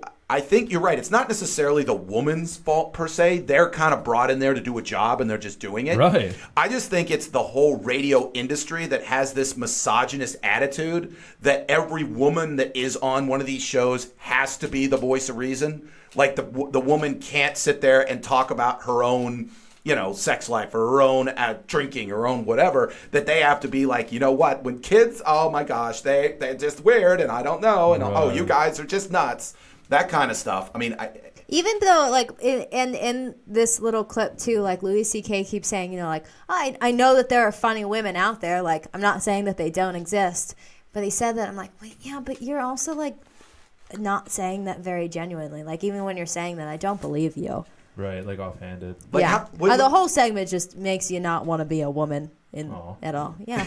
Not at all. Really Just sad. not at all. Yeah. But one thing that that gets me is I also think that it's not only just it's hatred of women, but it's pigeonholing men that, okay, you're supposed to be the wild one and you're supposed to be the aggressive one and you're supposed to, be the whatever. And that can be even disingenuous. Yeah. So that someone says, I have moments where I want to, talk about drinking beer and sports, but I also have other feelings in my own life. And I can't do that because I have to be this two-dimensional character on this radio show. Right. And so it's just, I think they maybe didn't execute it well, but I do believe that their point of having these archetypes that are based upon just archaic notions of men and women and what makes them funny. Because I remember so distinctly when I was on the radio show, and our radio show was supposed to be for women aged 35 to 49, feeling so frustrated because what their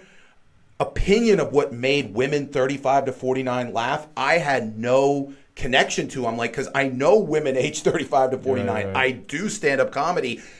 This is not what they find funny. Right. It's not this idea of like we have to just hammer home how weird the Kardashians are. No, we could talk about real stuff because they're real people that have real lives, but their opinion of it is, no, they want something softer and they want something more genteel, and they're there to be the whole concept of the voice of reason and all this kind of stuff. Yeah, I think these people just did it really badly. They're also shock. You think they were doing a little shock jock? Because that's what Opie and Anthony are really shock jockey. That's also what they're going for. Do you think they were trying to like play the misogynist card on purpose to try and like?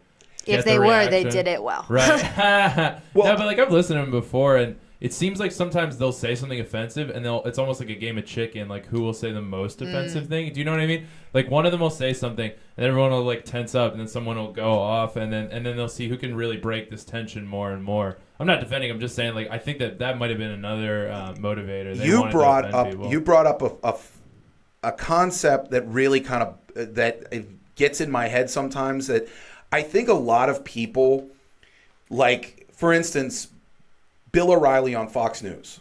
Right. I believe that for years he was playing to his audience. Rush Limbaugh is playing to his. Rush Limbaugh started as a FM DJ in Pittsburgh. Oh, wow. Okay, he was an AM DJ in the 70s. His name was like Bill Christie or Jim or whatever, and he would like play Billy Joel songs and all this kind of stuff. And he got fired, and so then the fairness doctrine got removed, and he got on the radio in Sacramento, not exactly New York City, and started doing more right-wing stuff. And people just glabbed onto it. And so it's one of those things of like, okay, this is my shtick. This is how I earn a living. I can't have nuanced opinions. I have to just sit there and say, Democrats wrong, liberals are terrible, conservatives are right, get after Yeah. it. And it's also the same thing with comedians. Like, for instance, a guy who's become kind of like a big deal in Pittsburgh right now, Owen Benjamin. Right. I personally believe what happened to him was he realized that he's just kind of another comic in LA, and he figured out that, hey, if I'm going to get attention, I have to kind of go, everyone else is zigging, I'll zag. Yep. So I'll be the one guy who's saying stuff that's, pro-Trump or pro-guns. Yeah. And so all those people will follow me. And so, again, it's disingenuous. I don't know. Maybe it is, but I think that with the whole shock jock thing, it is this idea of like, we have to get ratings. We have to do this. What did that show do? Well, we have to have more strippers, and we have to have more this and more that, because of the fact that if we don't and we try to have a more nuanced show, the average person will turn us off, and we're completely shit out of luck, and we're poverty-stricken again. No, I think you're right. It's definitely a market thing. You can even see it with comics, like their first record.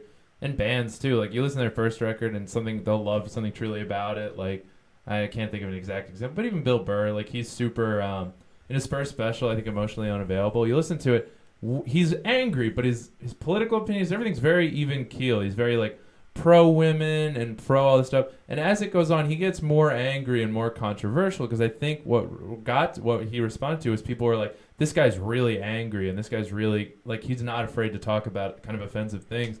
So, I mean, I still love Bill Burr, but I think he, like you said, plays into it, like pushes forward, because that's what people responded to. And I agree with you about Owen Benjamin. Yeah. I mean, like, I think he's doing the wrong thing, but if I like truly read everything, it seems like he's just opportunistically evil rather than like I don't think he genuinely, I really, like, and again, go back to Bill O'Reilly, I don't think Bill O'Reilly believed half the shit he was saying. Right. I just think he knew that that's what his audience wanted. He was ratings. getting paid $50 million a year to say it, and so he was just like, okay, this is what I do. Yeah. Now the problem is, and I remember reading an article written by, or they did an interview with one of Howard Stern's daughters, and they talked about why he got, why, in her opinion, her parents got divorced. And she said, you can't pretend to be this guy for 20 years and it not seep into what you become. Right. So he just he did become kind of that wild and crazy, porno star loving kind of guy, even though he might not have started at that when he was 25 years old going on the radio. It's all about balance. It's all about balance, Alex, which is why this show is all about balance. We'll never make it, and I will never make it, but Phil Forrence will, and he will also make it for this segment called News and Notes from the world of sports, gossip, and all sorts of weirdness. Play the song.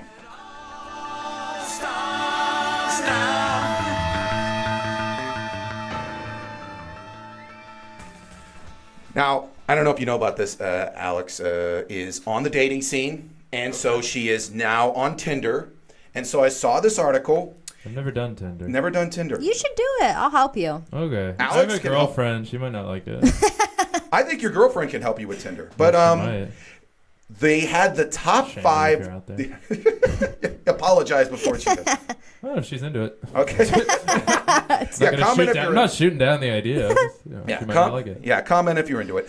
But one thing that I thought was interesting was that they listed the top 5 jobs that women and men swipe for. Okay. So now, obviously, Alex, being a woman. I totally read this wrong. I don't know why. Oh, what did you read it as? I read it as, for some reason in my head, I was thinking of like the things that people swipe left for. And I was like, these seem like good things. And so, no, okay. Okay, so Got it. All right, so first off, let's do what women swipe right for. What jobs? Number 1. And swiping right is agreeing with like you. Swipe right is like, I want to have your Check mark. babies, Okay. and we're getting it on. It's not that serious. Yeah, it's It's a contract, is what you're saying. Yeah, we're legally married.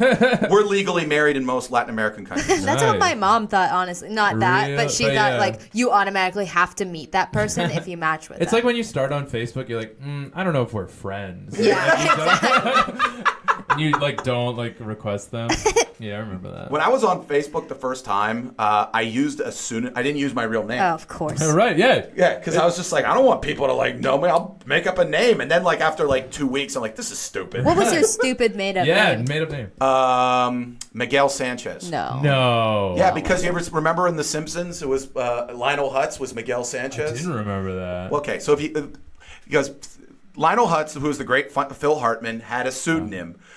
So MS, so I thought that would have been funny. But I mean, like, so I put a picture of Lionel Hutz from The Simpsons, and it just said Miguel Sanchez. And then the funny thing is I only told like 5 people that was me. Right. So I only had 5 friends. Yeah. What's the point then?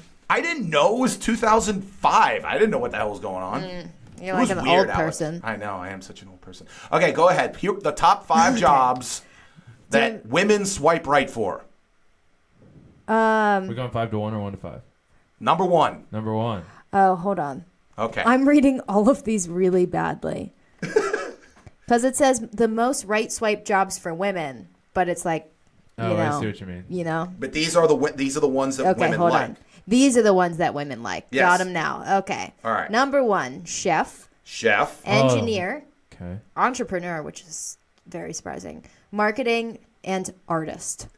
Okay, let's go over each one of these jobs. First, Okay, let's do it. All right, number 1, chef. Chef kind of does fall into your idea of you wanted someone who works with their hands, not someone who has like a corporate job. I do like people who cook for me. And That's they a great can, so I idea. can understand why chef, except for the fact that most chefs I've ever met are way into like really hard drugs. Is that true? Yeah. Does that matter?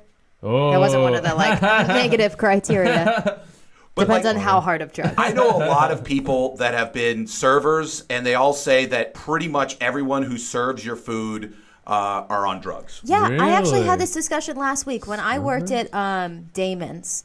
The only reason so well. I got my job was because they drug tested everyone who worked there, and they had to fire like everyone. Oh my So then I got a Why job. would they do that? I don't know. No restaurant, like the nicest restaurant in the world, does not drug test their people for that specific reason, Yeah. because they know that they would have nobody who washes dishes that's not really on drugs. I know, and like I'm okay with it if you cook me good food. Yeah. Just be on drugs. Doesn't matter. Be on drugs. Yeah. Now, also, I'd say I agree with you. Entrepreneur. That's the most vague thing. Wait, was that number 2? That's number 3. 3. Number 2 is what? Engineer. Engineer. Yeah, it that's, was. Yeah. Is that What are you you went to school graduating for? in? Computer engineering. There you, well, it just said engineering, not computer. Yeah, that's the dork I one. guess I got to pick up making food. Yeah, there you go. See, I think the biggest thing about this one is that you would have to have put your job title on Tinder as entrepreneur, not like whatever the fuck you're actually doing. So why would you swipe right to that person? See, that's the They're thing. clearly not doing anything. If with their some life. guy, Right, you would say CEO or Yeah, something. exactly. you would put the name of the company or Yeah, something sure. like that. But like if you just say, "Oh, I'm an entrepreneur," yeah, you live in your parents' basement and you sell drugs. That's Yeah. what you do. That's like Yes. being a chef when you don't make money or Yeah. make food. or your restaurant closed. Yeah. I Then you're- was a chef. They fired me. Now I'm an entrepreneur. Now, what are the other jobs again? Marketing. Again, that's the most vague job in the world. I technically was in marketing when I worked at a Costco selling DirecTV. Right. I was technically in marketing with DirecTV. Yeah, that's not real. Yeah, like when you ever see on like when you look, you'll have this because you'll be looking for jobs. You'll be like, "Hey, are you interested in sports marketing?" Oh. You stand outside of PNC Park handing people cans of Pepsi. Oh, that was you? That was me. I came up with that idea. Yeah. I think the last one was you should just think of this before I try to. I don't know if you know this about Alex. She has the has bad eyesight of an memory. 80-year-old woman. No, I wasn't reading it. Artist. Artist? Artist. I'd say we're artists. I guess. I would put that as us. I'm an artist. Yeah, would- except anyone's you an wouldn't- artist. Yeah, but you wouldn't put artist, right? You'd put painter, comedian. Musician, yeah. I'm an artist. Exactly. Or Maybe they're just generalizing this they're for like grouping the it together. study. I don't know. All I would say is like theoretically you could be multiple. If you work at Subway, then you're a sandwich artist, and that Yes. means you could be theoretically a chef. So you could knock down 2 or 3 of these. Most of the people that I feel like I've matched with are like boring. I shouldn't say boring. Their lives might be exciting. Accounting people. That's like the biggest thing, or like accounting or healthcare. That's big in this city. That's what the guy that I went out with last week. He was in some type of health. I didn't listen to his job. So do you think if I set up a Tinder, I should be like chef, part-time engineer, part-time Just, marketer? yeah, all of them. All of them. Yeah, just slash marketer, chef, artist. I would do it. Entrepreneur. Yes. Then you'd just be The ultimate profile. Yeah, you'd be the ultimate profile. You would have no job. You'd have no time to find jobs because you would just be having so many dates. Now, this is what guys swipe right for. for women. For women. These are so surprising. Do you think they go like 1 to 5, 5 being the most, or 1 being the most? Being the most. Okay, so I'm going to read them from 5 to 1. Then. Okay. Number 5, teacher. Number 4, entrepreneur. Oh, there you go. Number 3, lawyer. How many lawyers are on Tinder? Yeah, really. Number 2, nurse. And number 1, hairdresser. All right, Hairdresser? That's what I'm saying. That's why I asked the question, because hairdresser seems very surprising as number 1. Hairdresser, Never I been would attracted say. to I mean, Maybe I they think they're like, Right. Attentive? I don't know like what that- attending? I don't know. I don't know. If you ever go to Blush and talk to crazy. if you ever go to Blush and talk to the strippers and say what's their job during the week, I would say about 50% say hairdresser. Like that's a real like day job for an So exotic everyone's dancer. looking for strippers? Pretty much. I think that's the code word. That's Better the code. change my thing. Yeah. Hairdresser is the code word? But also, guys seem to be a little bit more grounded. I mean, lawyer, nurse, teacher. I mean, very kind of straightforward kind of jobs. No artists. Damn. Yeah, we're not. Yeah, men are not into artists. I don't even have my profession, so it's okay. What would does you your bio list? say? Oh, you got Mike's first. Oh my god. What would you list? What would you list as your job? My actual job? Well, you'd sit there and say retail manager? Yeah, something like that. See, or just manager. You should write radio I just manage your hole. life. Where the funny goes. Yeah. My problem is that I haven't been able to change it. It just says what school I went to. And people think I'm still in school. Wait, you're the radio hole. You're supposed to be like, guys. No. You guys are nuts. Wait, but so what's your bio say? It says something like, You can't even remember. if I haven't honestly been on there in a couple days. Someone just sent me a message. Ooh. See, this is why I think we should do. Have you ever seen those videos where they take over the person's Tinder? Oh, that'd be fun. Yeah, except Yeah. I feel like Mike would completely ruin mine. I'd go with every fat dude. My bio says, if you have a beard, there's a 90% better chance of me swiping right. And then it says, this was my friend's part that he added. Come at me with a more interesting idea than dinner and drinks, or don't come at all. Whoa. Wait, so you don't like dinner and drinks? So I originally had it in my profile. Dinner and drinks only. I said I like tacos and alcohol. Okay. And everyone likes tacos and alcohol, so everyone's like, oh, let's go get fair. tacos. I'm That's like, funny because when you said dinner and drinks, I was like, I love going to Mad Max. That's like my number one date. Yeah. yeah, and not that like I don't want to get tacos with everyone, but I want to do something I hear else. you. Yeah, it just gets old after 50 dates, Oh, I was gonna say you look great. It just gets old after 50, just eating tacos and getting I fat. just don't want to do Anyways. that shit anymore. So again, fellas, if you want to get women, Fellas. you gotta be what was it again? A chef. And if you want to get women, it's nurse. All right. Oh, it's hairdresser. Hairdresser. I don't know. I forget. Anyways, next up, this is the saddest story I've heard in my life. Oh God. Is it 9/11? It's the 9/11 similar thing of 2018. 9/11 is the saddest story I Guys. ever heard. Toby the cat. I don't know if you guys have heard of Toby the cat. Similar scope. No. Okay. Yeah, he was responsible for the second tower. Toby the cat. No way. Yeah, he was That's the flying one of the No. planes. Is he dead?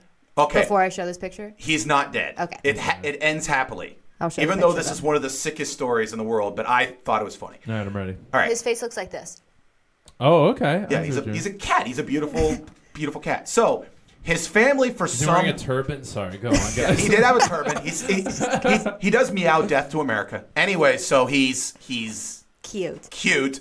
but for some reason his family gives up on him Aw. and finds another family and gives him to the other family. The cat, though, saying, "Hey, my family, I'm not. This isn't my house." Walks 12 miles in North Carolina all the way back to the other person's family. Who didn't even want him? So the freaking family says, "Oh, the cat's here again." Takes him to the the animal shelter, and says, "Yeah, could you please kill this cat?" Oh. Don't laugh after that. But the thing is so terrible is Was the that the fact end that of what the kind story? of evil son of a bitch has a cat, who walks all the way back 12 miles and still sits there and says, yeah, I'm still killing this cat. Jeez. The person that should not have children? Probably. Wait, I thought you said it had a happy ending. Yeah, Well, what's- eventually- please tell me. And they killed the cat. I thought that was happy. I hate cats. No, Dog person. what happened is that the animal shelter said, you're a monster. No, we're not doing that. And did an advertisement and said, hey, does anybody want this cat? And now it has a nice home with a family that does not want to kill it. Aw. So, but my thing is like, if you're that family, I think that family needs to come out and do a press conference and maybe explain why you wanted to kill their cat. And also, why is it that the cat comes all the way back and you still want to kill it? I mean, at that point, I'd be like, you know what? We're meant to be with each other. You're my family. We'll figure it out. This family still sits there and says this cat should You die. should just kill that family. That's what we vote for, killing the family. Kill the Anyone? family. I also feel like this is another good thing for Tinder, not killing cats. So look into the camera and say, guys. adopting pets. I'm not a huge I love animals, but like someone having a dog or anything doesn't really do anything for me.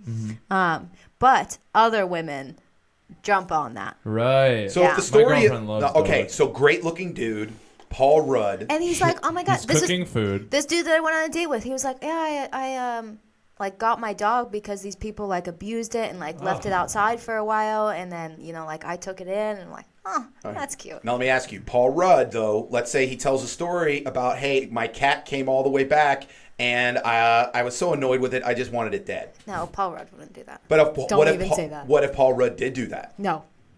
You won't even face the fact that there's a chance that Paul Rudd could hate Okay, cats. yeah, then maybe I wouldn't, marry him. With that, you'd still like have an affair with him?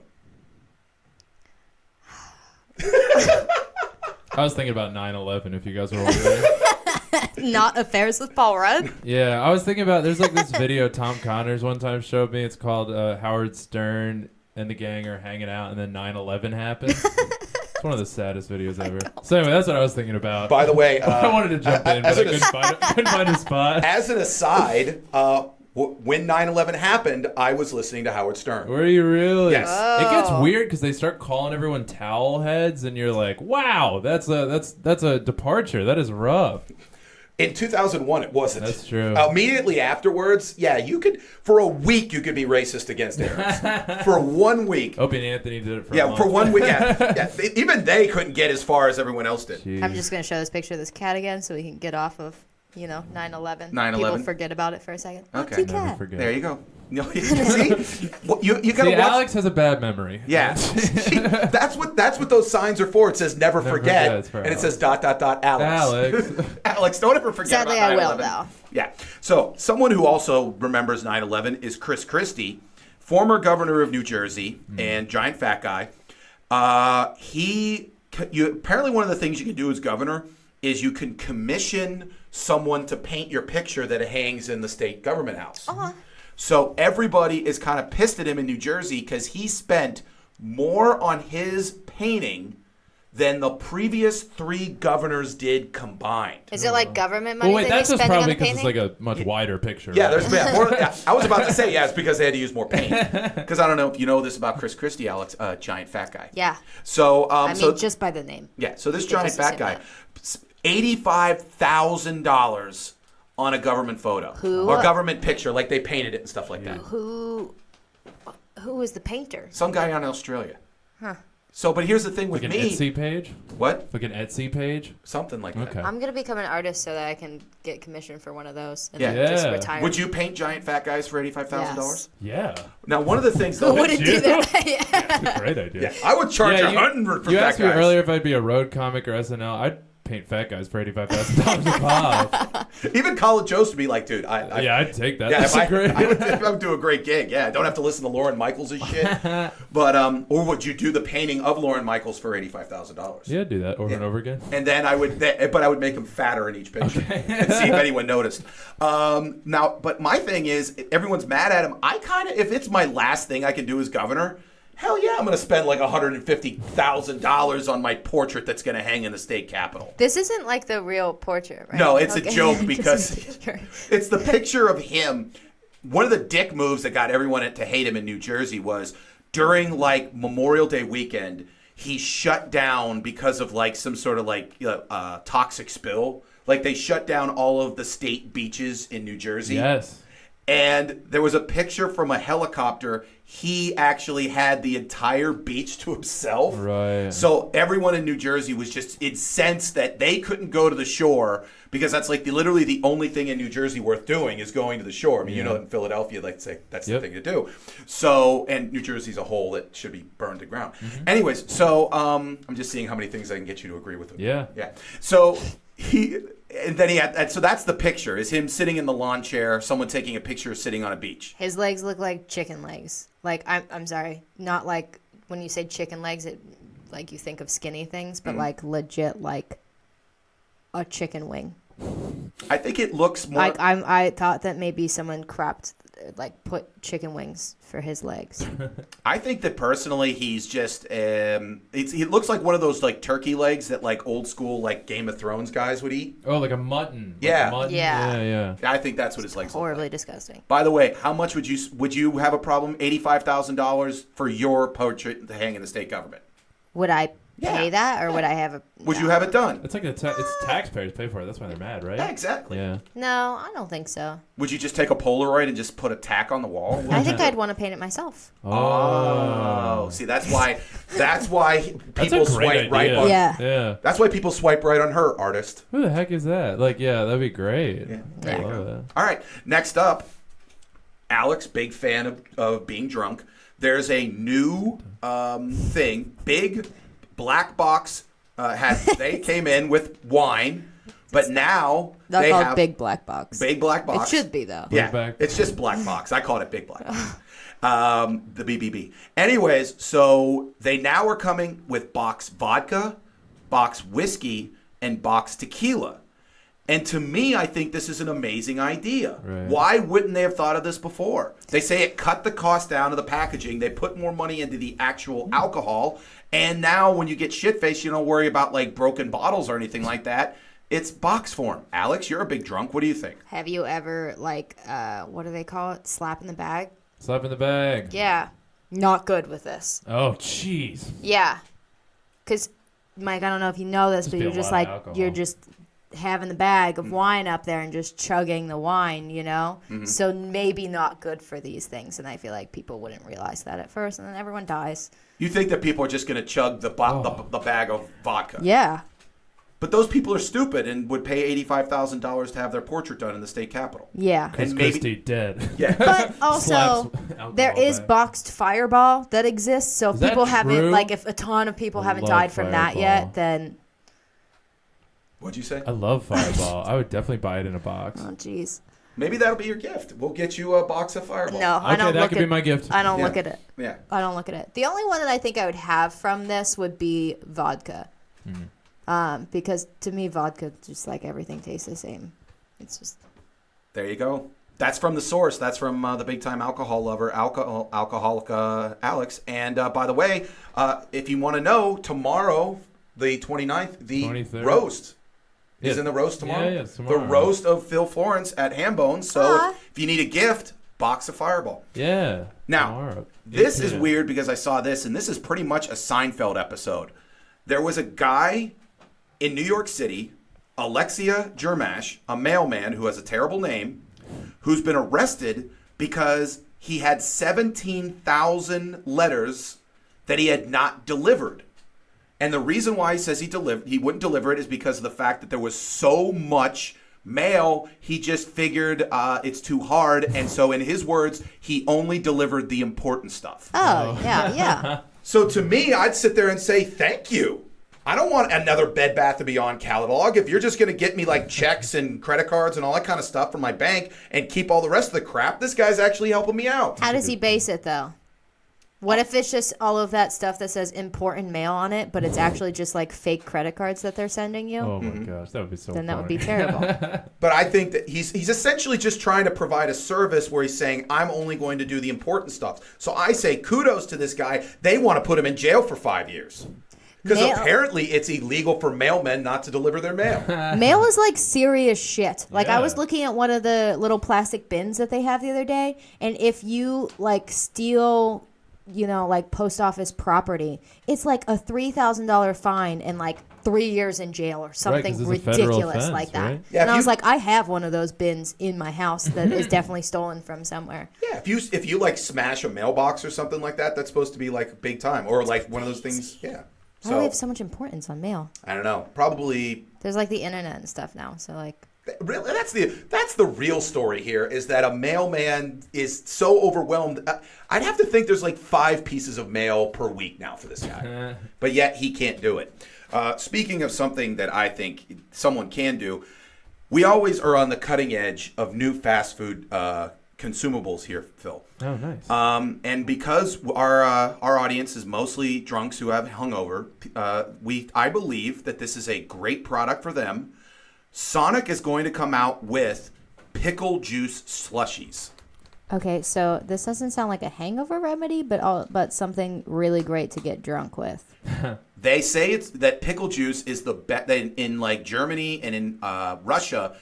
To start off hangovers, people chug pickle juice. Oh my god. I've never heard this. Why haven't you told me this sooner? Because I'm the whole. But the thing is that they say because like you remember the Philadelphia Eagles when they went down to Dallas and it was super hot, they drank pickle juice because it has electrolytes, it has sodium, it helps keep it makes sure you don't cramp. So again, if you drink pickle juice, it helps because that's what happens when you're hungover is you're dehydrated because alcohol is a diuretic, it makes you pee a lot.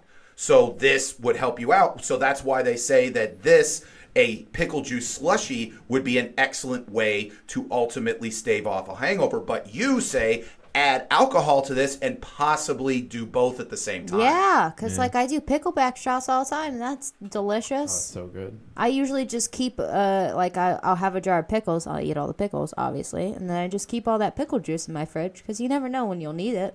So will you visit Sonic to have a pickle juice slushy? I don't know how I feel about it being that cold and like with ice. Yeah, I make don't the know. announcement. I'll try it. Okay. There I you mean, go. I try everything said once, There you go. I've made the announcement. I'll try it. Now, something else I thought was funny.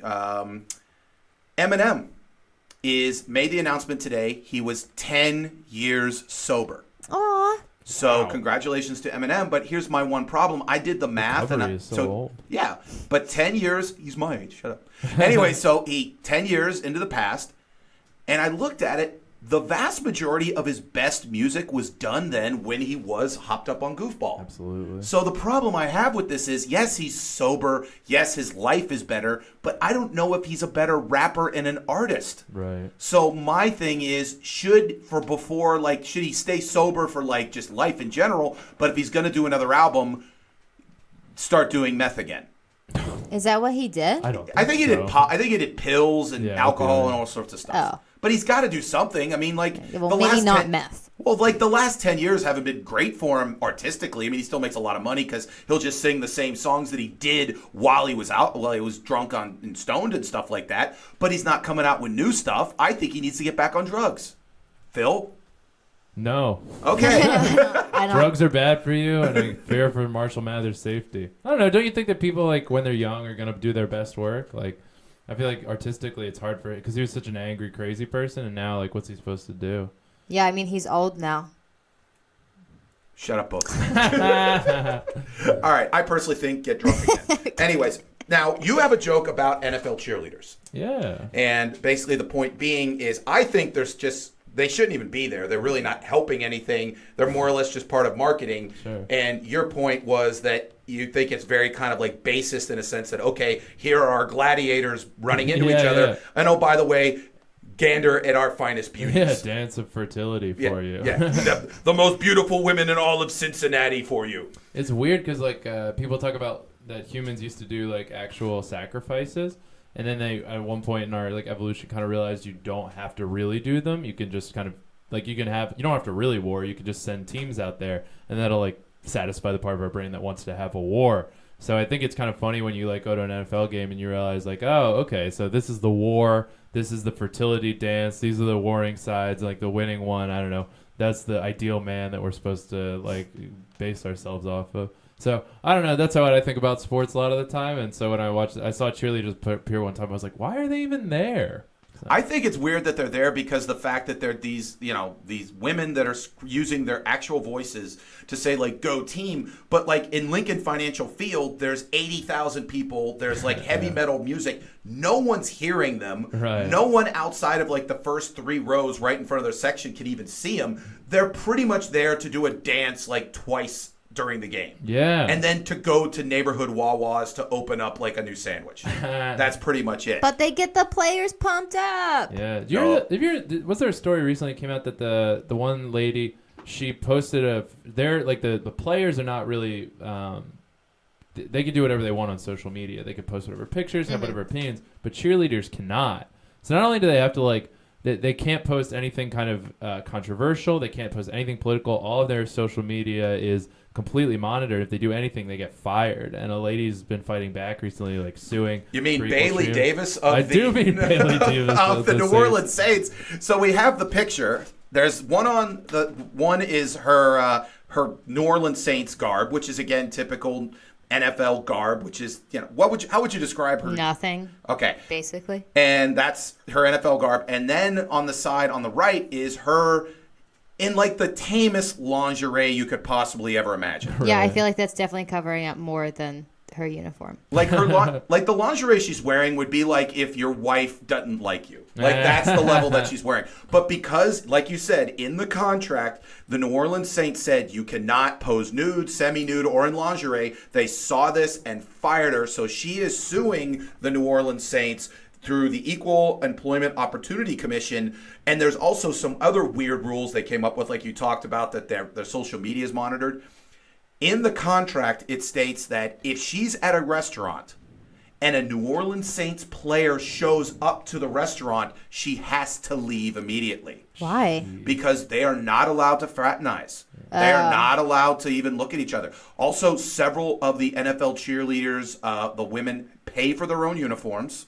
Yeah, they don't get paid shit. They get paid like below almost minimum wage. Yeah. True? Yeah, Yes. and it's so hard to become a Yeah, cheerleader. of Like to course. become a Dallas Cowboy cheerleader is the most ridiculous thing in the Well, world. they do that's what they have the they got paid like so the making of the Dallas Cowboy cheerleader like reality show, Yeah. and these women are just fighting their ass off to become a Dallas Cowboy cheerleader, and you literally get nothing because of it. Yeah, most of them have other jobs because they can't just survive off of that money. Oh my god. And then they have to show up to public appearances and all this other And kind of can't stuff. have social media lives. Yeah. Jeez. So again, I personally believe that I don't know if you join this organization knowing all of these things.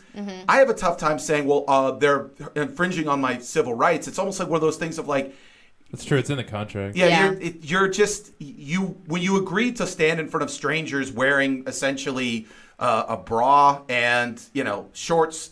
Yeah. It's one of those things of like, and now you're saying, hey, but now you're infringing on you're not treating me as an equal. I'm like, I understand it, but it's one of those things that they should just get rid of cheerleaders in general. And this is coming from a huge football fan. Right. I'm really proud of the Pittsburgh Steelers that they don't have cheerleaders, because I've been to like in Buffalo, they're called the Buffalo Jills. Yes. Aw, I In didn't know that. Yeah, in Cincinnati, they're called the Bengals. Right. What are they called for the Eagles? The E-Gals or something like I that? have no idea. I think they're just called Just- the Eagles cheerleaders. They- I Just think put gals on the end of everything, and Yeah. that's what it is. Yeah, and then this obviously the Bengals gals. Yeah, I think one time I went to a Dallas Cowboy game back in the '80s, and that's all the Dallas Cowboy cheerleaders did. Like 20 minutes before the game, they had this big like production that like 4 people were watching. Everybody else was just getting alcohol, and then they just walked away, and then they just cheered on the sidelines. And I'm just like, this is pointless.